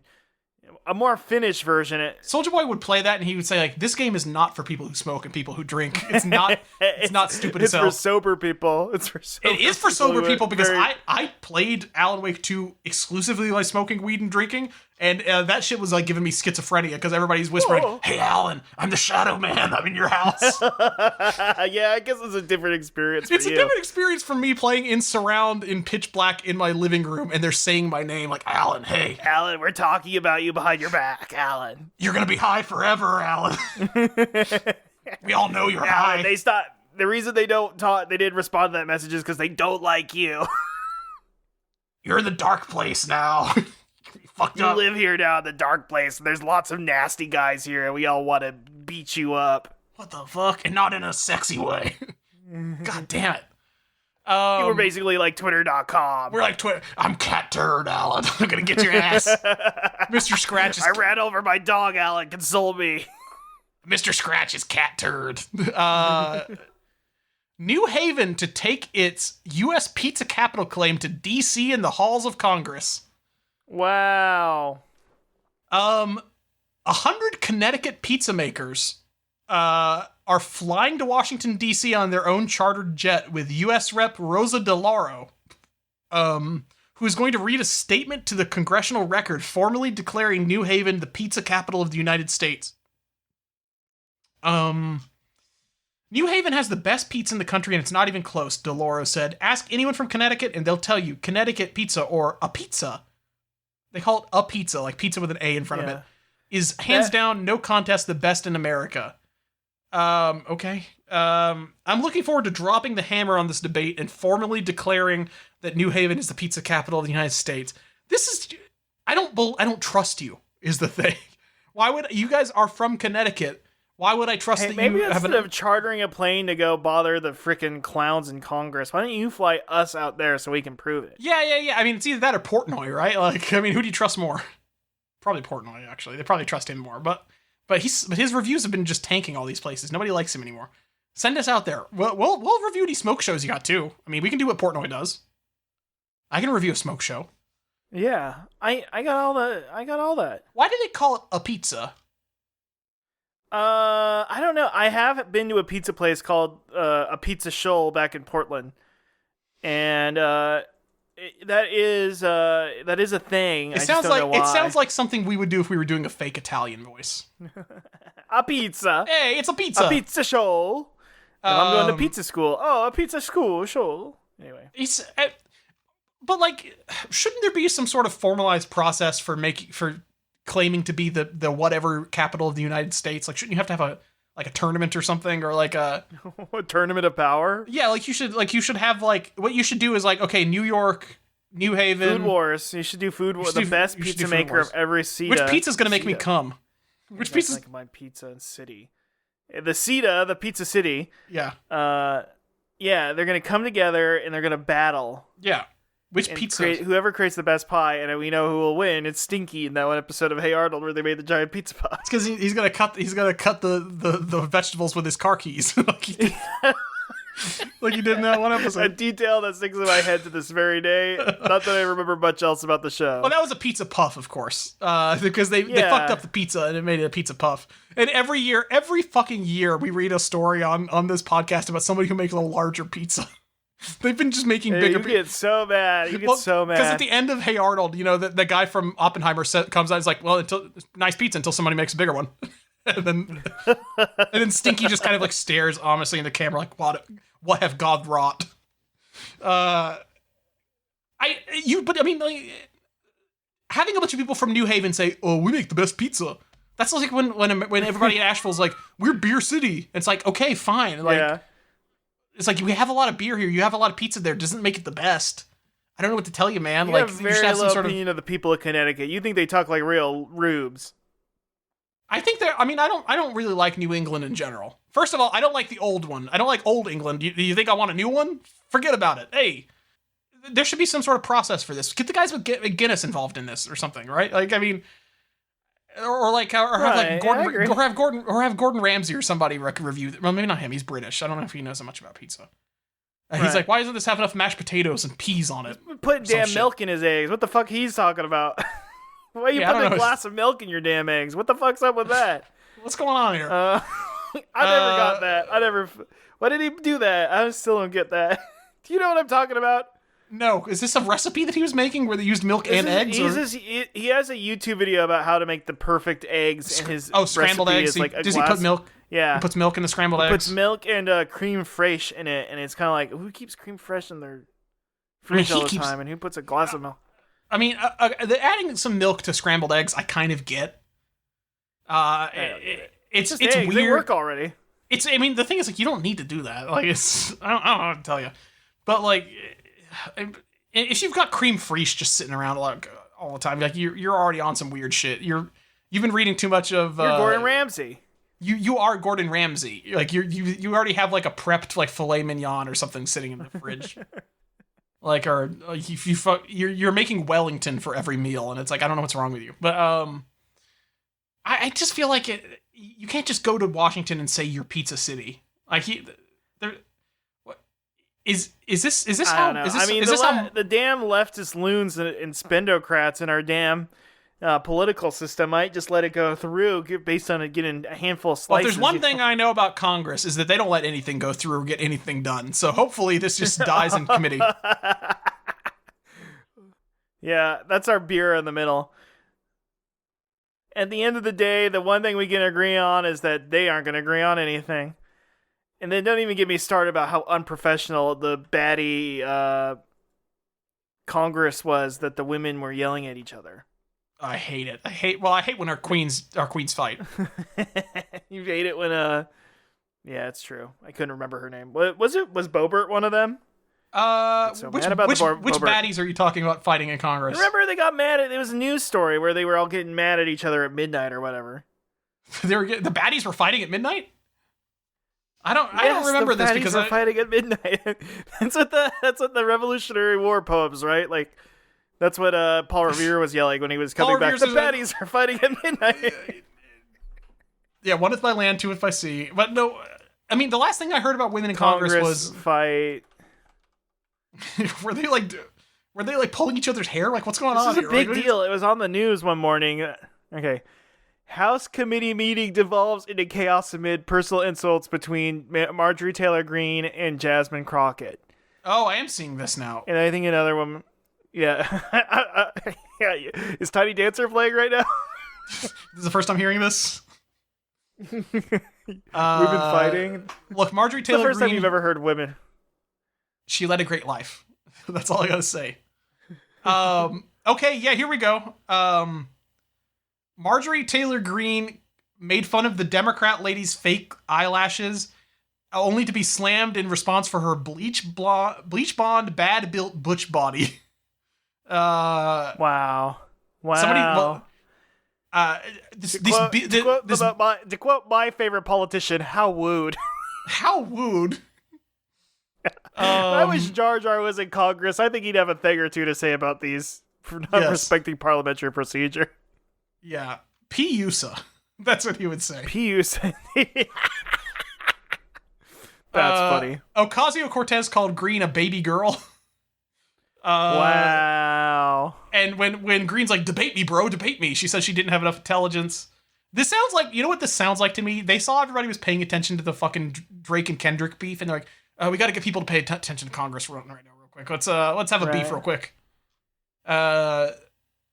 Or maybe that's John just Fetterman's getting mad about fake beef. Am I right? This is a political podcast.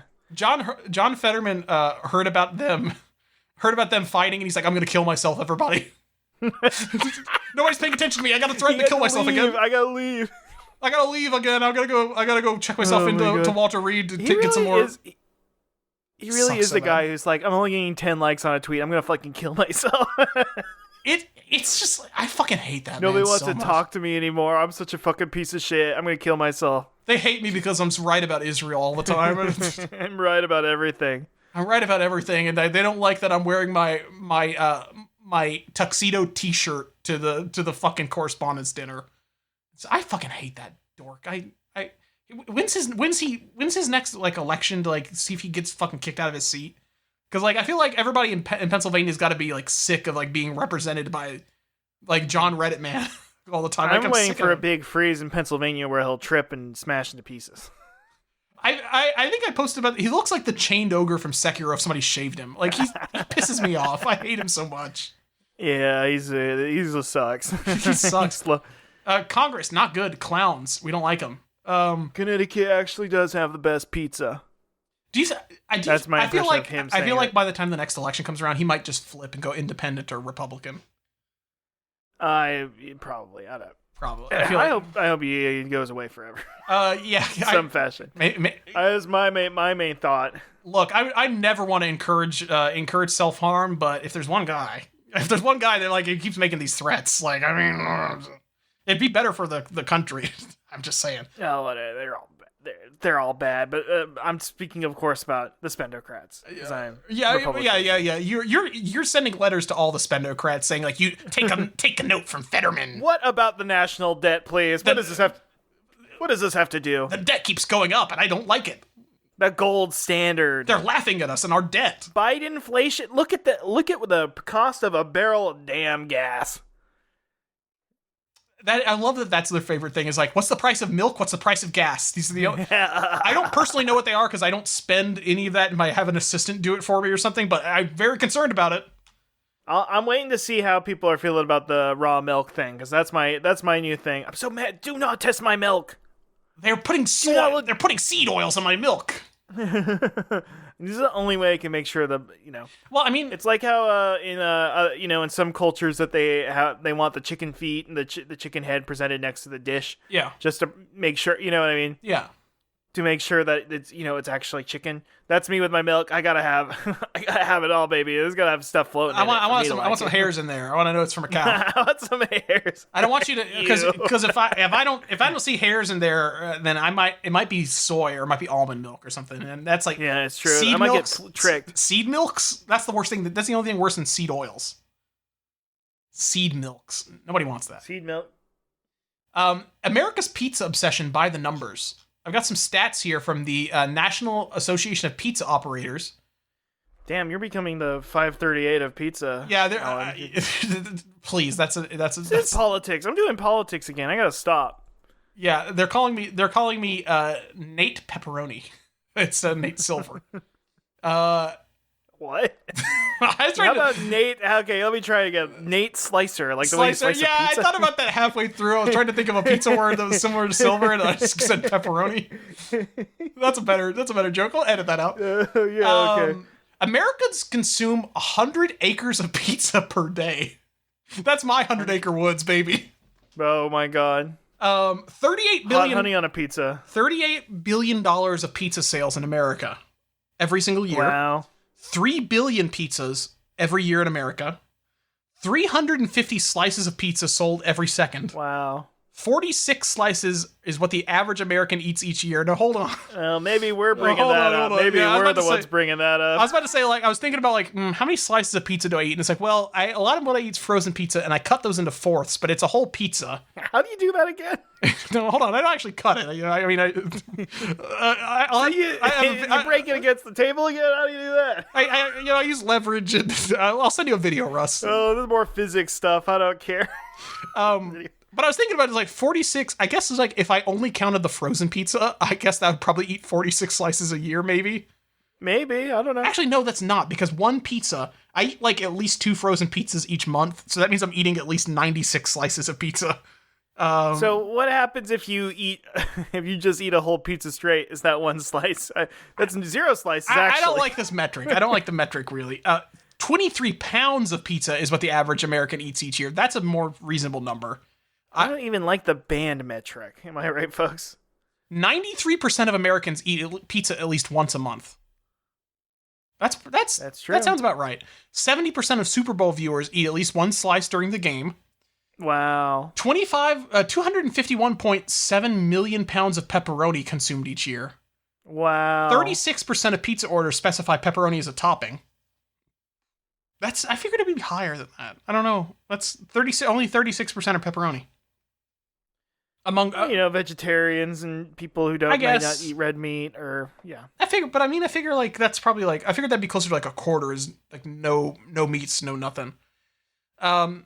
70,000 pizzerias in the U.S. 24% of those pizzerias are owned by Pizza Hut, Domino's, or Papa John's. Wow. 9,000 of those are in New York. 17% of all restaurants in America are pizzerias.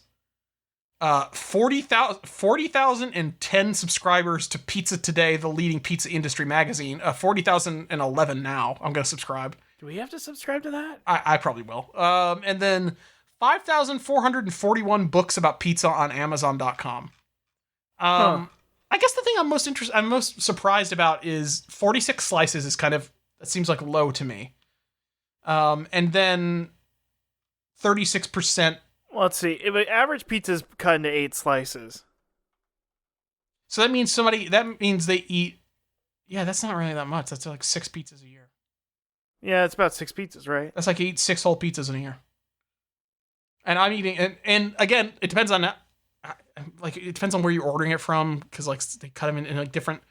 Like if I eat, it's like a large pizza that I order from like Pizza Hut or like Domino's or something, that's 8 slices, right? But if I order a small pizza, that's like 6 slices, or like a medium pizza is like 6 slices, I think usually. So like the pound metric makes more sense here. Like the pound measurement here makes more sense. 23 pounds, that seems more realistic to me. Like that's like half a pound of pizza a month, basically.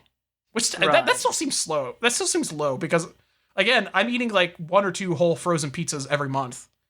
And that's like 2 pounds. So that means I'm eating 4 times as much pizza as the normal person. Is that right? I mean, I do have a podcast about it, so maybe.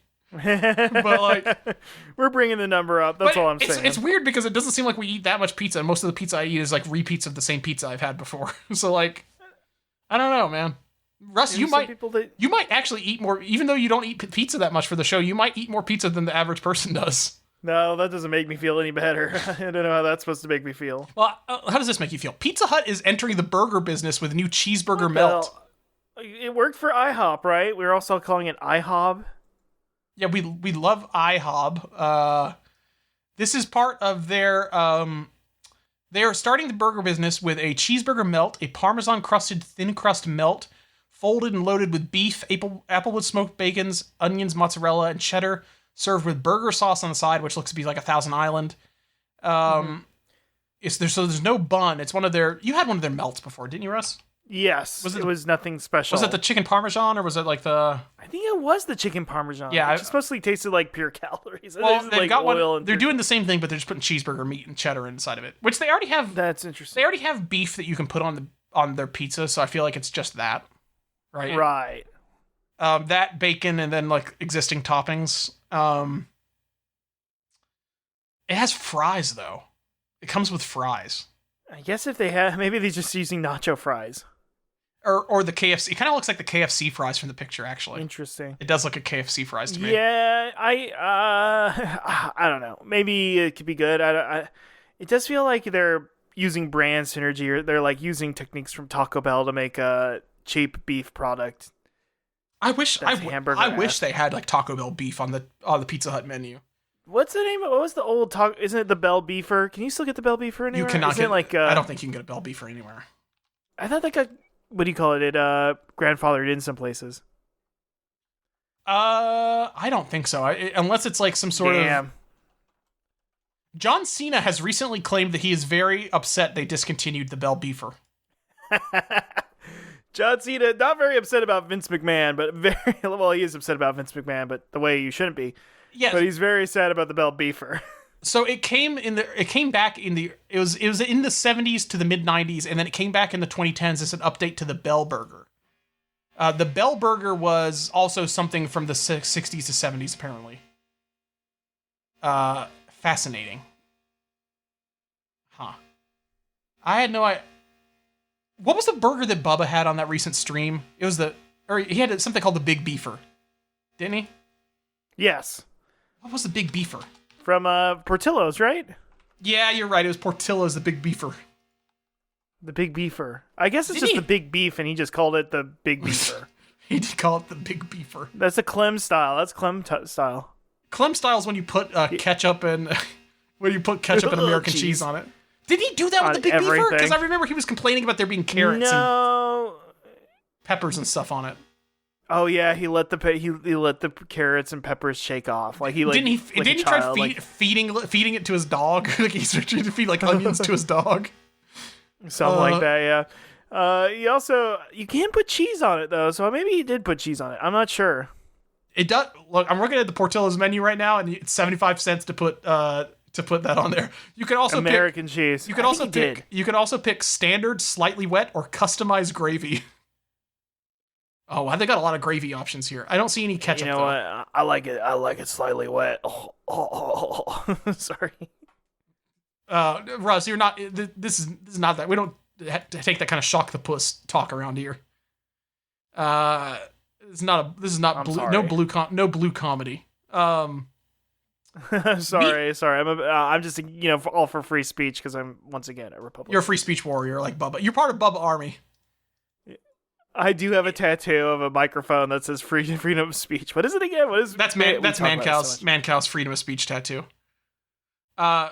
I was listening to some of the old Brian's Shocktobers about Bubba. You know, Bubba got his name legally changed to Bubba the Love Sponge. It's not Bubba Clem anymore. Yeah. Well, no. He changed it to Bubba Clem. He was something else. He was not a Bubba before. Yeah, he's not Bubba. He's legally Bubba. Right. It's the same as the pro wrestler. I think Ryback changed his name too. Pro wrestlers do this occasionally. My favorite Reese Witherspoon movie, Legally Bubba. Come on, folks, Bubba the Love Sponge. I've got a girl boss stays winning. I got a feel good story here, Russ. Meet a Scientologist. I need to feel good. I'm depressed. Meet a Scientologist gets fired up with world champion pizza maker Scott Cosentino. Scientology's network's Meet a Scientologist, the weekly series spotlighting everyday lives of Scientologists from around the world in all walks of life, announces an episode featuring world champion pizza maker Scott Cosentino. It's 8 p.m. Tuesdays on the Scientology Network. He's the founder of famed Goodfellas Brick Oven Pizza in New York City. He's an award-winning restaurateur known for making some of the most popular pies in the world. He's a third-generation Italian, grew up in North Carolina. I wish they said where. And then raised from the age of 2 in Brooklyn. He credits L. Ron Hubbard's study technology as the turning point in his life and career. After overcoming his barriers to learning, I feel like that's like a Scientology phrase, like barriers to learning. Right. Like it's like you're not giving us enough money. You have barriers to learning. He gained the confidence. Right. Like he gained the confidence to pursue his lifelong passion, making pizza. He got established with Goodfellas Brick Oven, the first ever wood-fired brick oven pizzeria on Staten Island. Blah blah blah. The Scientology Network debuted in 2018. It has been viewed in 240 countries but in 17 languages, satisfying the curiosity of people about Scientology and founder L. Ron Hubbard. It takes viewers across 6 continents, spotlighting the everyday lives of Scientologists, showing the church as a global organization, and presenting its social betterment programs that have touched the lives of millions worldwide. It has won over 125 industry awards, including Telly's, Communitas, and Hermes Creative Awards. It's available on Roku, Amazon Fire, and Apple TV platforms. Russ, do you think if we joined the Church of Scientology, we would have like a successful podcast? I think so. I don't think it'd be successful. I don't think it'd have any listeners. However, we'd make more money off of it. Well, I don't know. I feel like I'd be put in the center. I feel like I would be the guy they would make me do. You'd be running we would be running like whatever the Scientology version of the UCB is. You know what I mean? You're making a lot of faith. I feel like, Alan, you'd land on your feet. You'd probably get you'd be up there. I feel like I'd be in the center. I'd be like giving people pamphlets that they don't want. I would be not a very. You'd be like a UCB teacher, but of Scientology, and I feel like I'd be a grunt. Well, okay. So the Ono, Ross, and Carey thing I listened to about Scientology, they did have an actors workshop with the guy who voiced the prince in the Thumbelina animated movie. Oh yeah. In the 90s. So there are actors workshops. I feel like you have to be somewhat successful. I am not successful. I've never been successful. Oh yeah, Thumbelina was a Don Bluth joint. Shouts out to Mr. Bluth. Mr. Bluth salutes to you. I feel like my thing would be like I would just say some like science technology words and like they're like, wow, that's crazy. Like you should do like our shitty version of a TED Talk. I would just be like their TED Talk guy. I feel like I would just be a grunt. I don't think I'd make it very far in Scientology because they don't need white guys with beards. You know what I mean?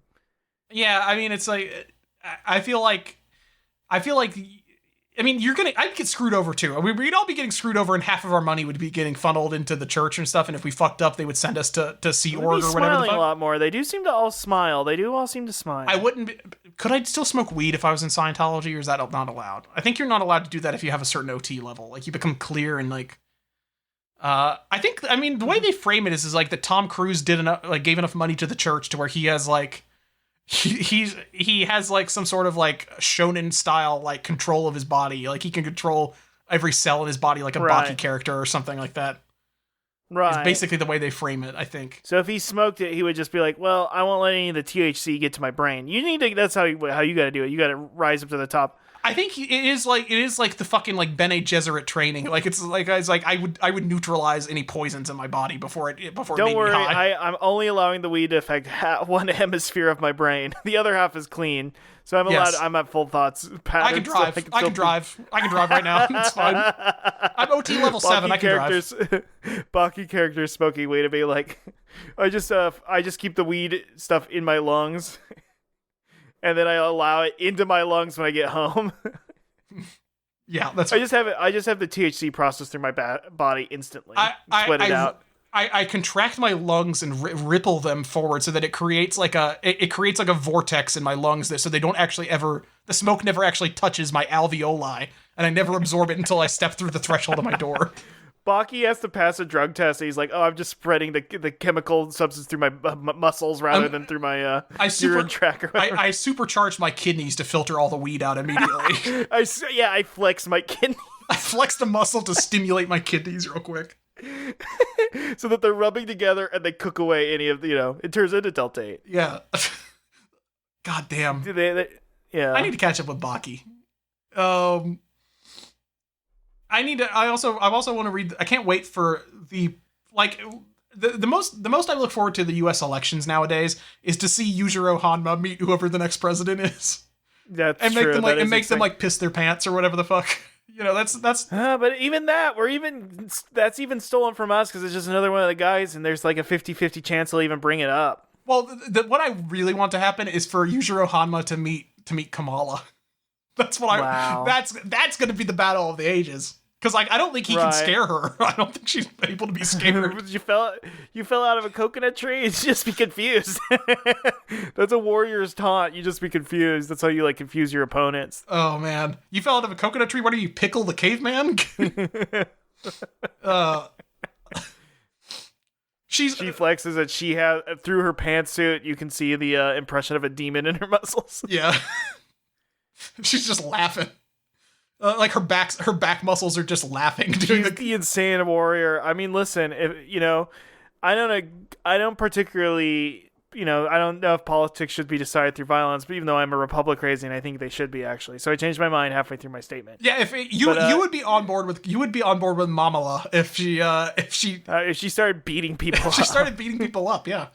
I mean, we decided the government through feats of strength. You almost voted for Biden when he said that he was going to do a push-up contest with Trump. Right.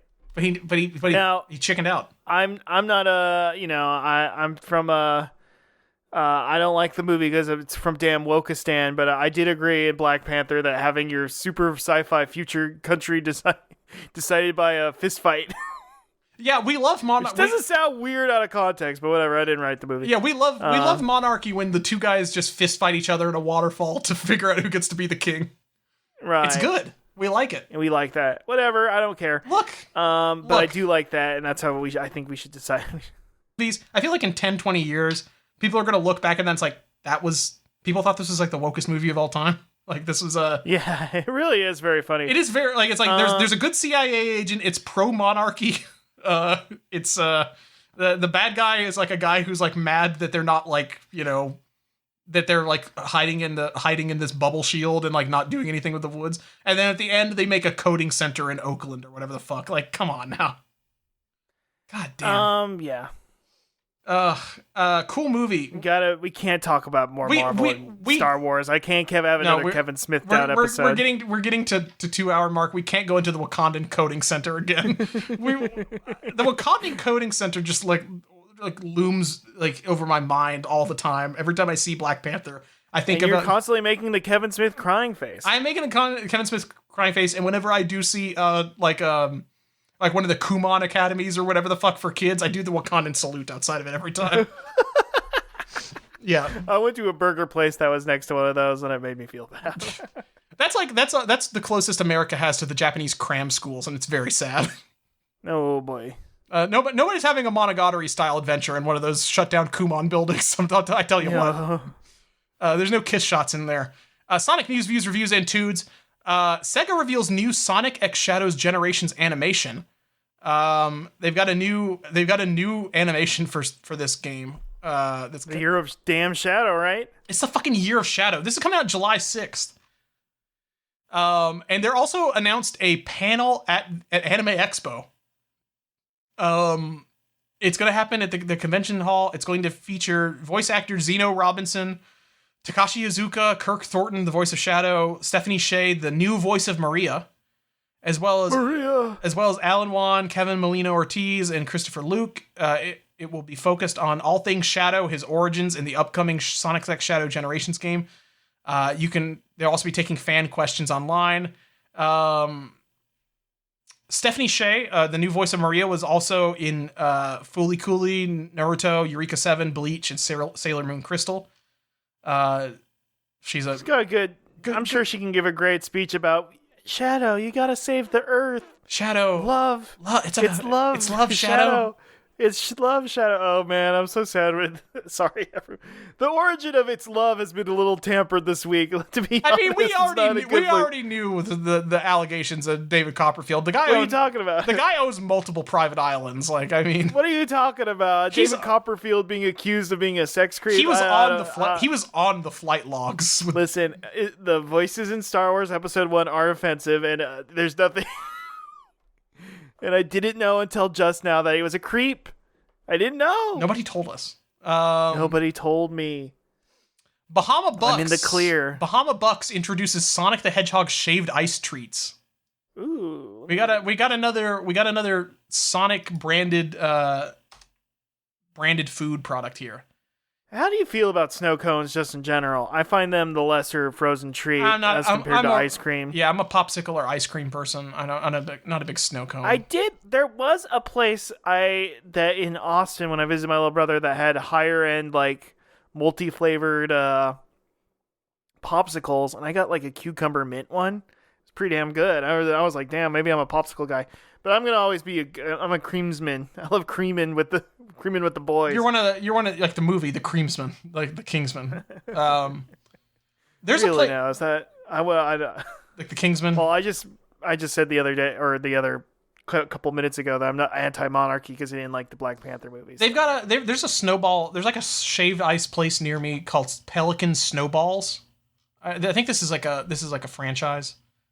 Right. But I drive past it fairly frequently, but I've never been there because I'm just not a shaved ice person.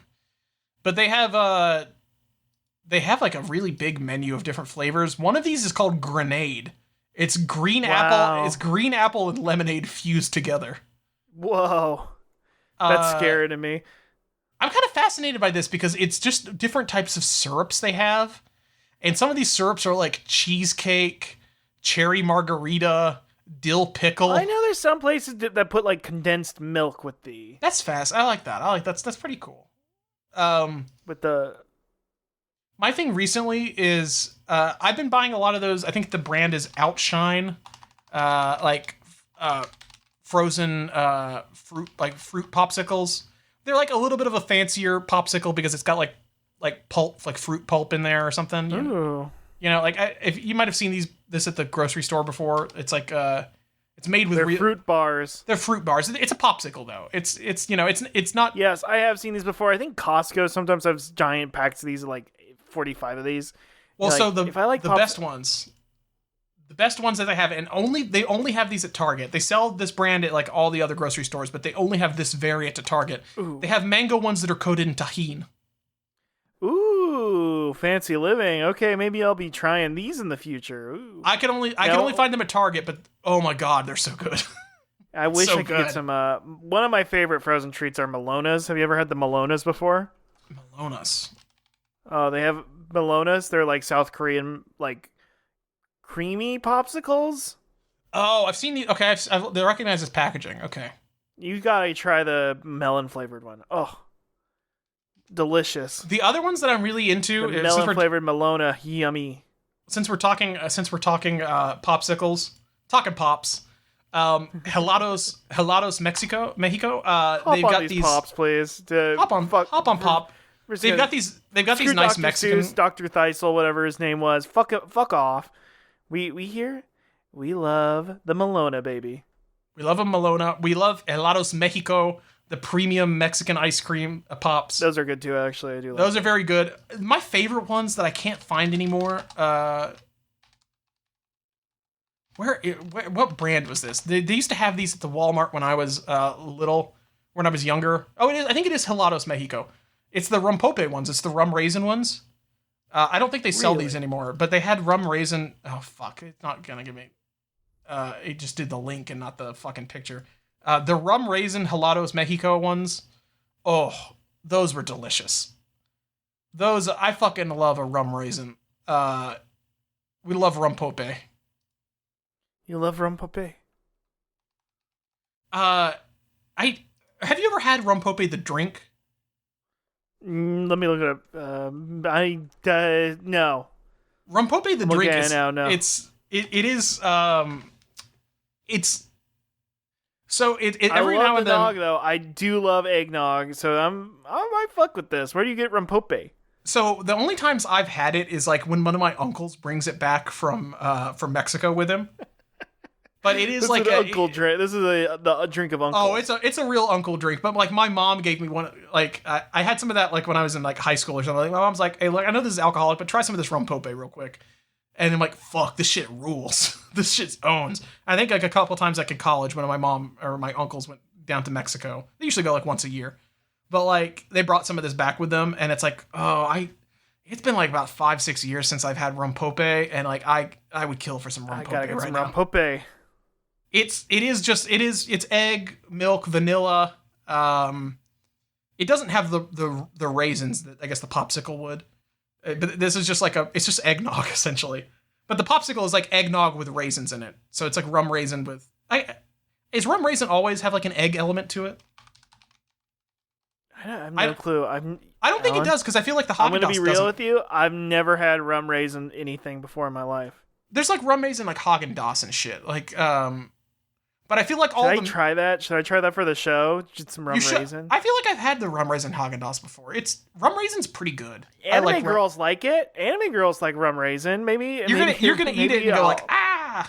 You're gonna do like the refreshing sigh. I'll go pisha. Pisha. Wakakozake. Yeah. Yeah. Thank you. I almost forgot.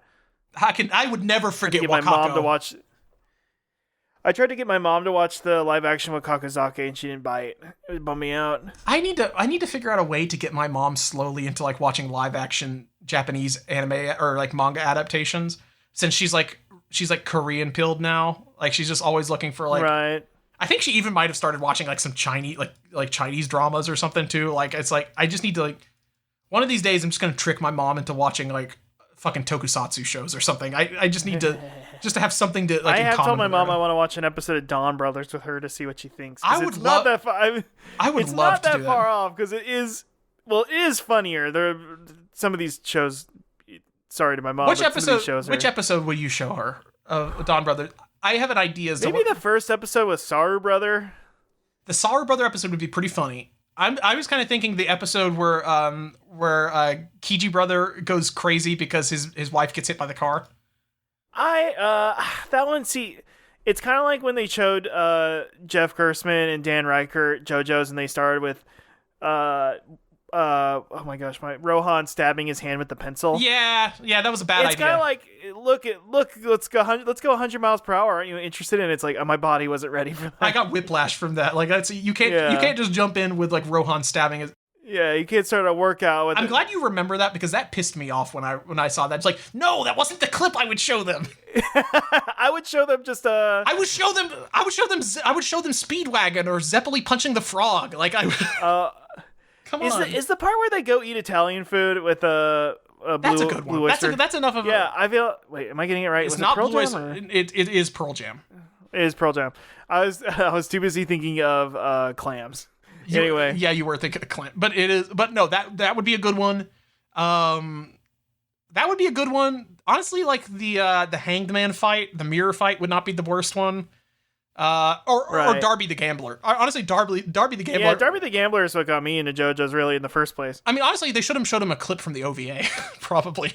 Well, okay, I say that. I listened to a podcast where they talked about Darby the Gambler, and then when the 2012 anime came out, I watched it, and I was like, well, so when do they get to the gambling part? This is pretty cool. Yeah. And they never did, but also, Darby the Gamer, too, would have been pretty good to show him. Darby the Gamer. Oh, that's a baseball.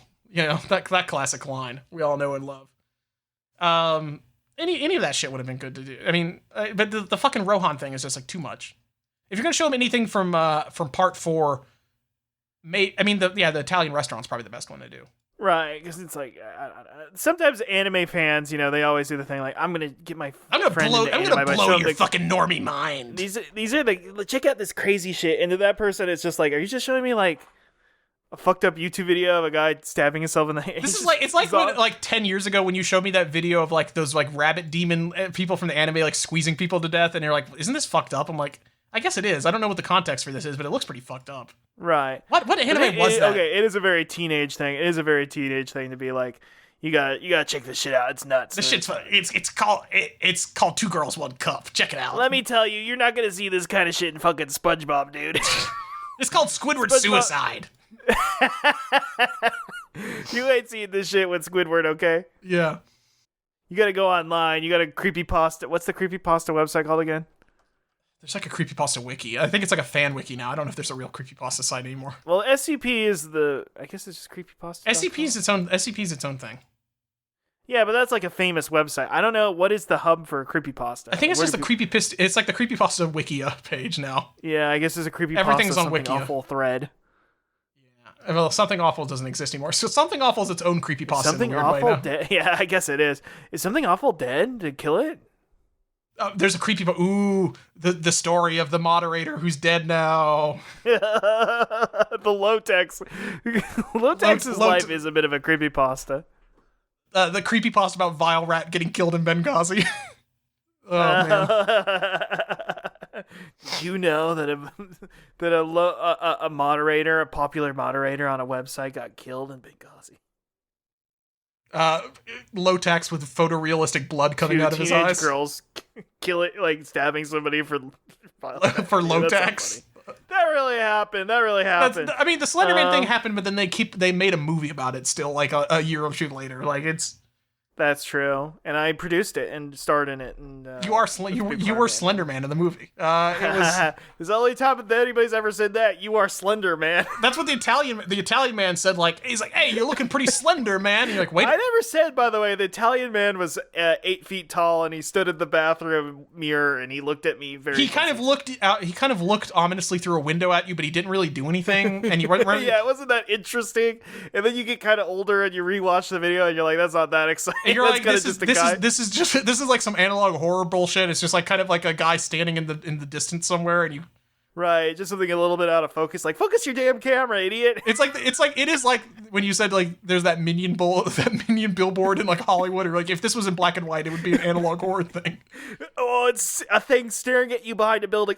Monument Mythos. Ah, I'm scared. I like the Monument Mythos. I mean, but you know what I mean. It is not. It's also not scary. No, it's not scary. Monument Mythos, from what I've seen, is more just like funny. Like it's like what? It's just more of a thing you watch for 15 minutes and go, that was weird. Yeah, that's what I do I did think Marble Hornets was scary as a kid. I never got it. I never got it. I think as a kid, I mean, like as a 19-year-old, but I remember being like, yo, what the hell? You never got it? Mostly it's just like putting a camera, like, don't put the camera down, dude. Hold on to it. Let me see that. The found footage stuff just never really hit for me, because it's just like, I don't know, man. It just never really hit well for me. Yeah. Like shaky cam, Blair Witch was not really scary. All this damn footage. Yeah, where are you finding all this shit? I don't like it. What the hell are you doing? The scariest found footage style thing to me, actually, was the scene from Signs about the Brazilian birthday party with the alien running in the background. They run around a little bit. Are you scared of Smiling Friends too? Yeah. Whenever like a weird little guy runs by, I'm like, it's a Schmormo or whatever. I'm scared by this. Man, I get scared when the guy just like goes and like waves his fingers in the camera. I'm like, oh no, he's making the German noise at me. Germa's kind of a creepypasta too. He kind of is a creepypasta. He retired. What's he doing? He retired. Now what is he doing? I think he works for like off-brand. It's like he does like production stuff for other streamers now. Or something. He's passed the Yapper title to Northern Lion is the thing. Yeah. Yeah. If I want to watch like a white guy in his mid to late 30s just like yapping about random bullshit, I'll watch Northern Lion. And he's more antagonistic towards his chat. So like I'm kind of liking him now than the recent Germa streams I've seen. Wow. Because Germa streams is just like it's just like a bunch of like kids. It's like talk about the gritty, hitting the gritty. Talk about the skibbity toilet or something like that. And it's like I'm 50 years old, guys. I can't do this anymore. I'll tune in for a Germa event stream if he ever does one of those again. But one of the things I guess with Germa is that I only ever really like watching his compilations or like the best of clips because I literally don't give a shit about anything that anybody in the chat's doing. Right. Most of the time they're bad. I only like it when he's just like getting mad at them or saying that they're banned for 100 years or anything like that. I don't care about the chat. I generally just don't like interacting with Twitch chats. I think that's my main thing. I'm a Twitch chatter. I like to go in there. I like to mess around and be a goofball. If it's one of my friends that I know, I will be in the chat and I'll make like a joke or I'll say something funny or like I'll enjoy talking to people. But it's like I'm a goofball. But in that point, it's just because it's like there's like 5 or 6 of my friends here and I'm just talking to my friends. You know what I mean? Like I'm not. Right, I get you. I'm not in like Maury Calliope's chat saying like, oh, I love this. Oh. I can't. Okay, listen. There's a difference between like sometimes I'll chat in the Mega 64 chat room. Shouts out if you ever see me there. Just shout me out and be like, wow, why are you talking about this? Or why are you disagreeing with Rocco? Shut up. But if whenever I see like VTuber chats and they start flirt, I think my least favorite thing on earth is seeing people flirt with the VTuber, which I have seen multiple times. If I go I get like, come on. That's what half the super chats are. I mean, it's. I know. I'm not even talking about Hololive. I'm talking about like indie people when they're just like, you're looking really good. When there's like 108 viewers and they're all like, you're looking really good today. Like it's a cartoon character. I don't know. I don't know what to tell you, man. I don't know what to tell you, man. But whatever. We're just laughing and smiling. It only works if you're playing along with a bit that the VTuber is already doing and stuff. Right. But if that's the case, it's like Marine and then her chat. She's like, don't you guys want to grope my breasts? And everybody's like, no, it's too saggy. Shut the fuck up. Play the game. Like that's the way you're supposed to do it. Is like shut up. You're being sexually harassed by the VTuber and you're telling them like, shut up. You're old. I don't like you. God, I'll kill you. Kill you. No, I wouldn't say. No, I've never. Well, the thing is, if I was in Marine's chat, I'd be like, yes, ma'am, please, thank you. It is just weird that it is just like a bunch of like teenagers just like, I'm in love with you. Please. Thank you for doing the kindergarten. Go back to the kindergarten voice. Keep doing that. Do the kindergarten voice. I can finish if you if you talk to me like I'm 5. And talks to another like she can do it alone, but I feel like if she's in the room with another person, she can't do the kindergarten voice. It's just embarrassing. You can't. Yeah, if you're doing like if you're in an off club and you're like, Mina-san, everybody listen to me. I'm all my deadbeats are here. We should do a whole podcast like that. No, we can't. Like the same joke, not even a voice, just doing the kindergarten voice. I've taught. I mean, you've taught. Not happy about it. When you teach kindergarten, do you just do the Mortal IP voice? Like, do you? No, I just look really tired because I got pulled from another job. Have you tried doing the Germa substitute teacher voice, the noise? No, I should. I will. I mean, if you did that, the kids would think you're cool because they watch Germa too. I don't think so. I think maybe they might. They've probably seen him in a TikTok before. I mean, they think he's the psychopath guy. Like they're like, that's the meat grinder guy. Like, it's like, Dan Hitchell's the teacher who screams, "I hate my kids." Yeah. I mean, my students are stupid. Yeah, I mean, it's a good vid. If you want to get what you should do to impress the kids is do like the Built by Gamers. They're like, have you heard the theory about Golden Freddy? It turns out Golden Freddy's actually William Afton's son who got locked in the Springtrap suit. Wait, that's crazy. It's like, but wait, hold on. Did you see the sprite in this one game? Like that's what you need to do if you want to impress the kids. I have thought about like but I don't want to learn about. I could learn about I think Five Nights at Freddy's considered nerd shit now. Like you like the lore, you care about the lore of Five Nights, but that you're on TV tropes. You on TV tropes? I think when your ass is on TV tropes. When you got to start doing this, you got to start mewing in class. Like you got to like. God, kids love mewing. Wait, get on. Fucking stop mewing. Wait, I heard that on the QAnon Anonymous podcast, but did they really do that in your class? Oh, all the time. They're always they mewing. Make the face to each other. They're making that's literally that's sad. I see mewing once a day. That's really sick. Like, what grades of kids are mewing? 3rd through 8th. Shit, that's too early to be mewing. Holy shit, that's too early to be looksmaxxing. You can't be doing that. What the fuck? They love mewing. I see mewing once a day, honestly. I'll be real. Like it just as a joke. Like they'll just do it up. They point to their face, right? Like they're like I'm mewing. Oh yeah, 100%. That's so fucked. God damn. Yeah. You know, I think most of the whole like we should ban TikTok because it's like, you know, it's mostly there's like the government's afraid of China and they're like, oh, they're seeing too much anti-Palestine stuff or whatever, right? It's bullshit. But I think maybe we should just have a moratorium on internet for like everybody under the age of 12. Like, It's like you should not have an iPad. You should not be on TikTok. You shouldn't be connected to the internet because like we need to shut everything down for a while because it's not.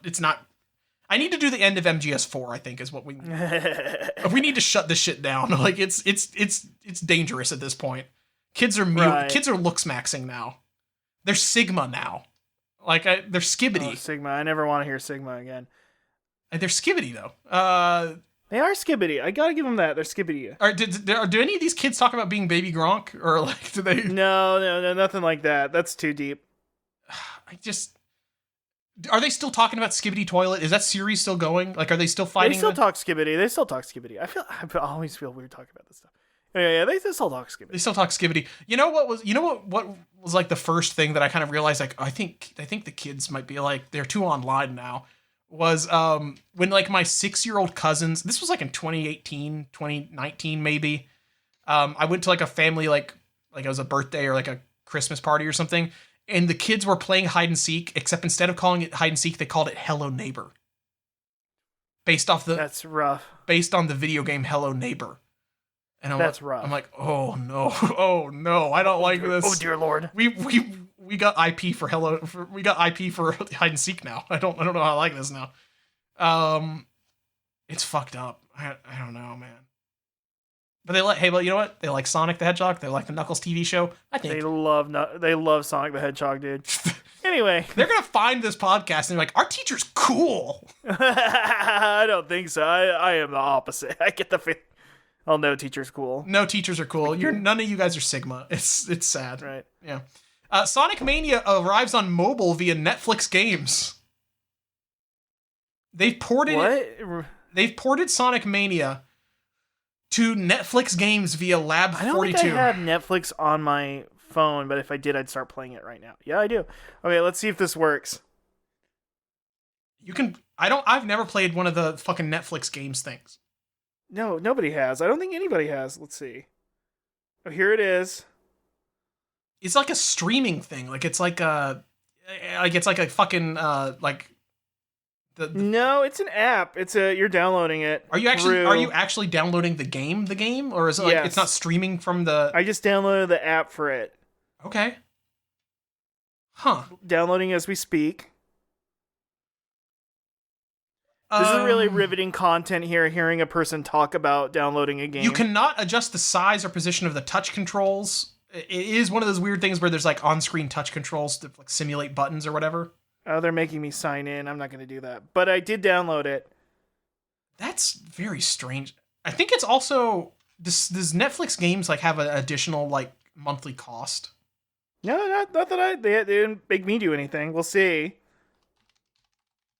That's strange to me. Yeah, it's available. I guess it is available for just included with your membership. It looks. Oh, you can play Braid, Russ.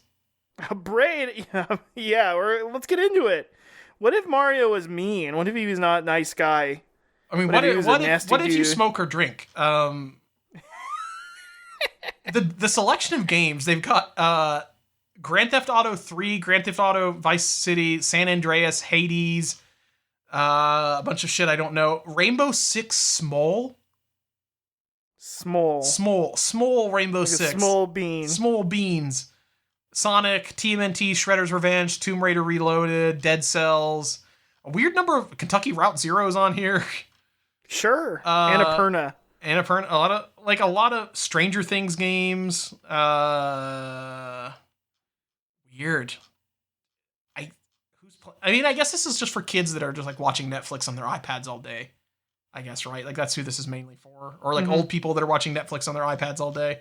iPad users, which are largely old people or kids, I think.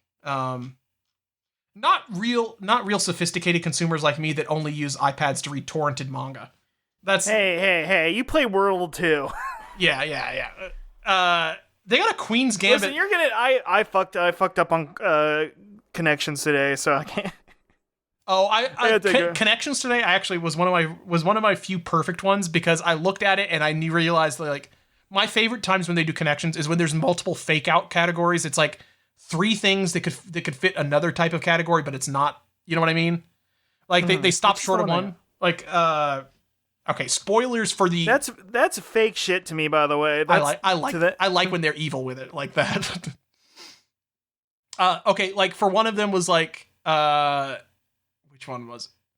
Oh, one of them was like okay, I thought like, oh, I wonder if these might be different types of like hands of cards because they have flush, they have straight, they have pair or something, or yeah. And I'm like, oh, but it's not that. Yeah, they have pair, flush, and straight, but they don't have a fourth one. If there was a fourth one, you could have done hands of cards, but it's not that. It was totally 3 different. Those each came from different categories, so it's like I love when they fake you out like that kind of shit. It's good shit. I like that. Mm-hmm. We need to wrap this up. 2 to the week. REM. From Athens, Georgia? Actually, Russ, I'm glad you pronounced it that way because I just realized the pun that is their name. Is it Dreams or is it who's the guy? It is from Dreams. It's from Sonic Dream Team. Wow, look at me. I'm the Sonic lore expert. I know all this stuff. Remember you're the pun expert. You're making those connections. Oh my gosh. Does it feature who's the main guy in REM? I don't know that guy. Michael Stipe. Is it Michael Stipe? That's Stipe. That's the Stipe one. You're the Stipe head? Is it a Stipe character? No, it's not Stipe. It's not Peter Buck or Bill Berry or Mike Mills. REM is a sheep-like being who guards the Reverie and resides in Reverie Haven. The Reverie is an ancient relic with the ability to translate dreams into reality. From Sonic Dream Team. She's kind of like a MILF sheep, like a mystical sheep lady with horns. I had a minute there where like MILF, like you said MILF and mystical. I'm like, wait, what? Mystical MILF? Mystical MILF? She's like a mystical MILF. Is another term for like magic? Wait, no, it means an old mom I like to fuck. Excuse me. She is a anthropomorphic sheep-like being with features similar to that of a ram, with Geordie blue, I don't know why they say Geordie blue woolly fur on her head, kept in a ponytail by a mulberry hair tie and magenta eyes. They're using a lot of cool words for different colors. It's horny. This has a weird feeling to whenever it. you start saying she has like a mulberry hair tie, you're like, you're writing this with one hand, man. She possesses... Get too into it. She possesses 1 eyelash on each eye, wheat curved horns on her head. Wheat curved horns. You focus too much on that. To me, just call it a horn. Long flopped ears with pink canals. Ugh, don't say pink canals. Yeah, I don't know about that. That ain't it, Chief. Remember that? Small purple nose. She has white fur around her muzzle, and between her eyes, a yellow moon crescent on her forehead. She wears bright lavender eyeshadow. Her hands are disconnected from her body, and the ends of her legs come to a point with no visible feet. She wears a teal and mulberry cloak with yellow and white trims and a galaxy-like starry interior, and white gloves with gold bracelets for cuffs. Sonic encounters REM after being put to sleep by Eggman, along with Tails, Knuckles, Rouge, Cream, and Amy. REM would explain to Sonic and friends they need to collect dream orbs to restore her power and save his friends. She would be attacked by the Guardian Hunter while Knuckles went on to fight it. REM's powers would be drained, and the Hewers reconnected her to the Dream Core to restore her power. She removes Eggman from the dreamscape and wakes up Sonic and friends. Tails mentions how he managed to extend the dormancy protocol by a tad bit. Later on, Tails would allow Cream to hang out with REM, with the two of them becoming best friends. That's good to hear. I'm still shocked it's not Nights. It could have been Nights. What if it was Nights? She's kind of vaguely nice. She has like the floating Rayman hands. She has like weird no feet. She's kind of purpley. She looks like if she could exist in the Nights universe. Why wasn't Nights? You hear the da da da, wah, ba, ba, ba, ba, you know that song? Yeah, you heard Nights. What's up with Nights? Where's Nights? I know the song. Days? I know the song. I watched fucking Uncle Isekai. Like I know the song. Into Night, Dreams Delight. I want to see you standing there. That's what you were saying about Isekai Uncle. Yeah. Goddamn, the Isekai Uncle anime. That guy is just like he's just like me for real. Do they actually have the Into Night, Dreams Delight song? I believe. I love that song. I know Christmas Nights. Uncle Isekai. What was the song? Never seen a minute. Never ever seen in a single minute of Christmas Nights. They play the song in the thing, but I don't know if it's the song that he makes, like he teaches like an elf girl to sing a song in the thing, and I can't remember if it's the Night song or if it's a different one. I'll have to search that up real quick. Oh, okay. Gotcha. But there is like a scene of them like with the Knights, because he's like a Sega head, of course. Yeah, of course. He's of course he is. He's like a guy in his 40s from Japan. Like he's a Sega head. Well, he's the real one though, because he likes shooters and like cool shit like Blazing Rangers, and not like he was always complaining about the Evangelion games and stuff. I like that he didn't even complain about the Evangelion games because he was unfamiliar with the concept of a tsundere.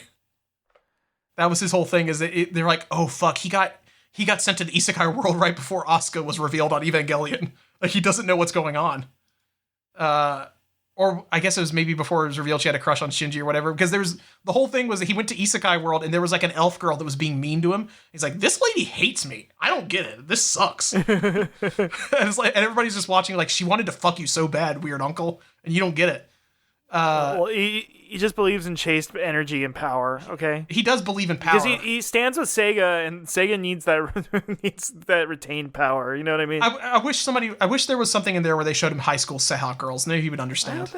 Yeah, he'd understand. Isekai Oji-san, has he played Binary Domain yet? I don't think so. I think he's got to play some modern Sega.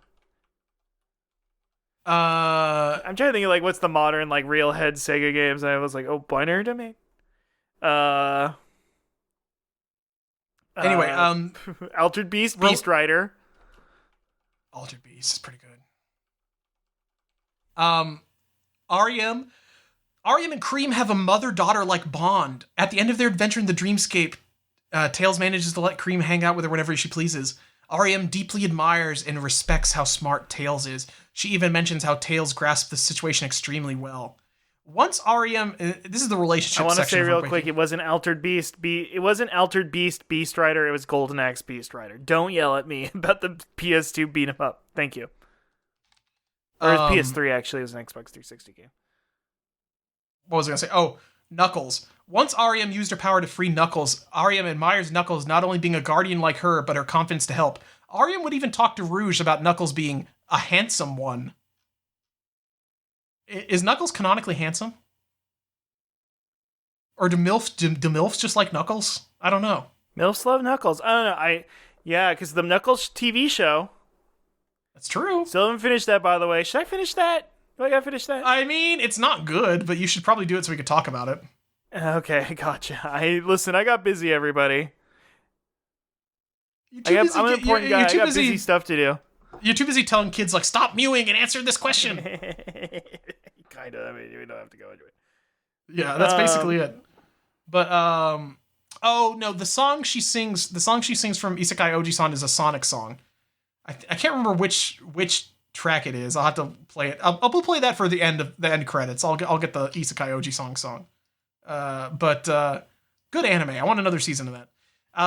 Plugs, Russ. I don't think we escaped the barnyard this week. We went over the barnyard. Every time we pass the 2-hour mark, we're still in the barnyard. Alex, I was telling Alex yesterday about the Elmer the bull and the Belfer cow are married, and how cool that was, and how I wish that was me. And he said, "Russ, that's in the barnyard mindset." It is barn. You're thinking inside the barnyard. I was thinking inside the barnyard, and I gotta get out. I gotta be a higher thinker than that. You know what I mean? Yeah, it's true. You're getting texts from Pig on your Disney hotel app right now. Yeah, he's getting mad at me about Hogcast stuff. So come scan this QR code. Oh no, Alan! I just got another text. Oh no, they're killing dinosaurs and they're replacing it with a barnyard theme. Okay, is Hardwick up again? Is he back?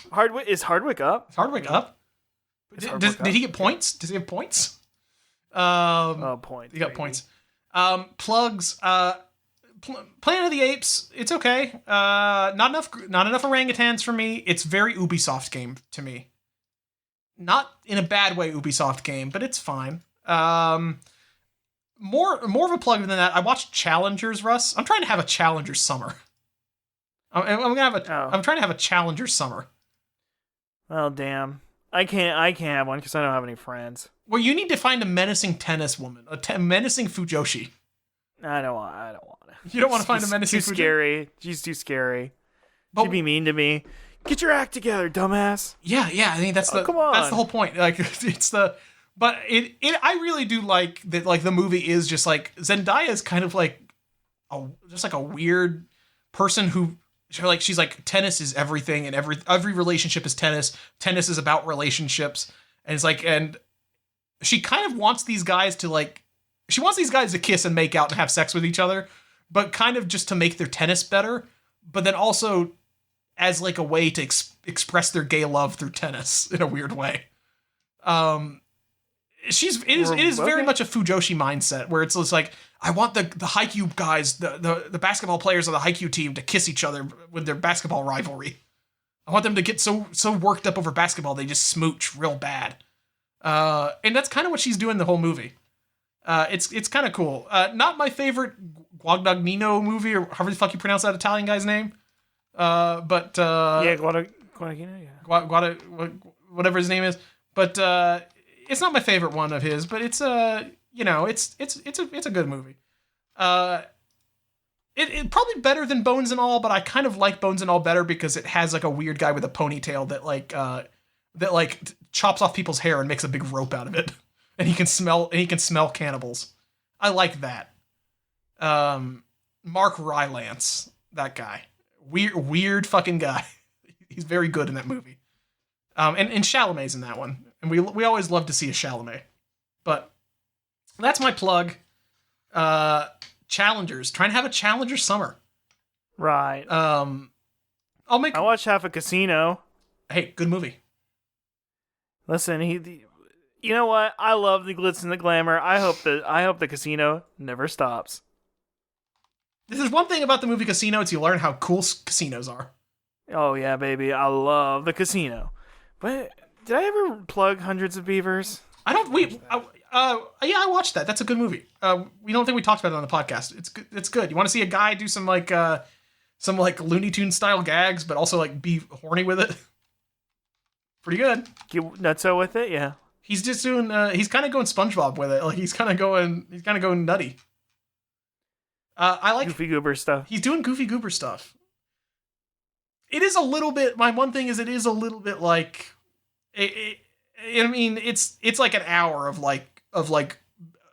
cartoon beaver murder, which is fun. It's good. It's funny, but like it's just like it's a little much. I've said this many times. Like when I watch it, I enjoyed it. I was like, maybe cut a half an hour out. Cut a half hour out, and the stuff with the daughter is funny. I mean, even the gags with the beavers are funny, but like it's just a little much. It's just fun to watch. It's fun. I'm looking at the Wikipedia page here. Inspiration was drawn from the Mario video games, America's Funniest Home Videos, Abbott Costello, Buster Keaton, Charlie Chaplin, and the Three Stooges. It's funny they mentioned Mario. I kind of feel that. There's some Mario-type shenanigans going on here. You do enjoy some good Mario. Mario does kind of have that slapstick. I liked it better than the Mario movie. That's not saying a lot, but that's true. Well, I guess that's it, Russ. Hopefully next week we'll get out of the barnyard, or we'll at least build a themed hotel experience around the barnyard. So Yeah. all right, well, They can bring us on. yeah, I guess until next time, Russ. Live and learn.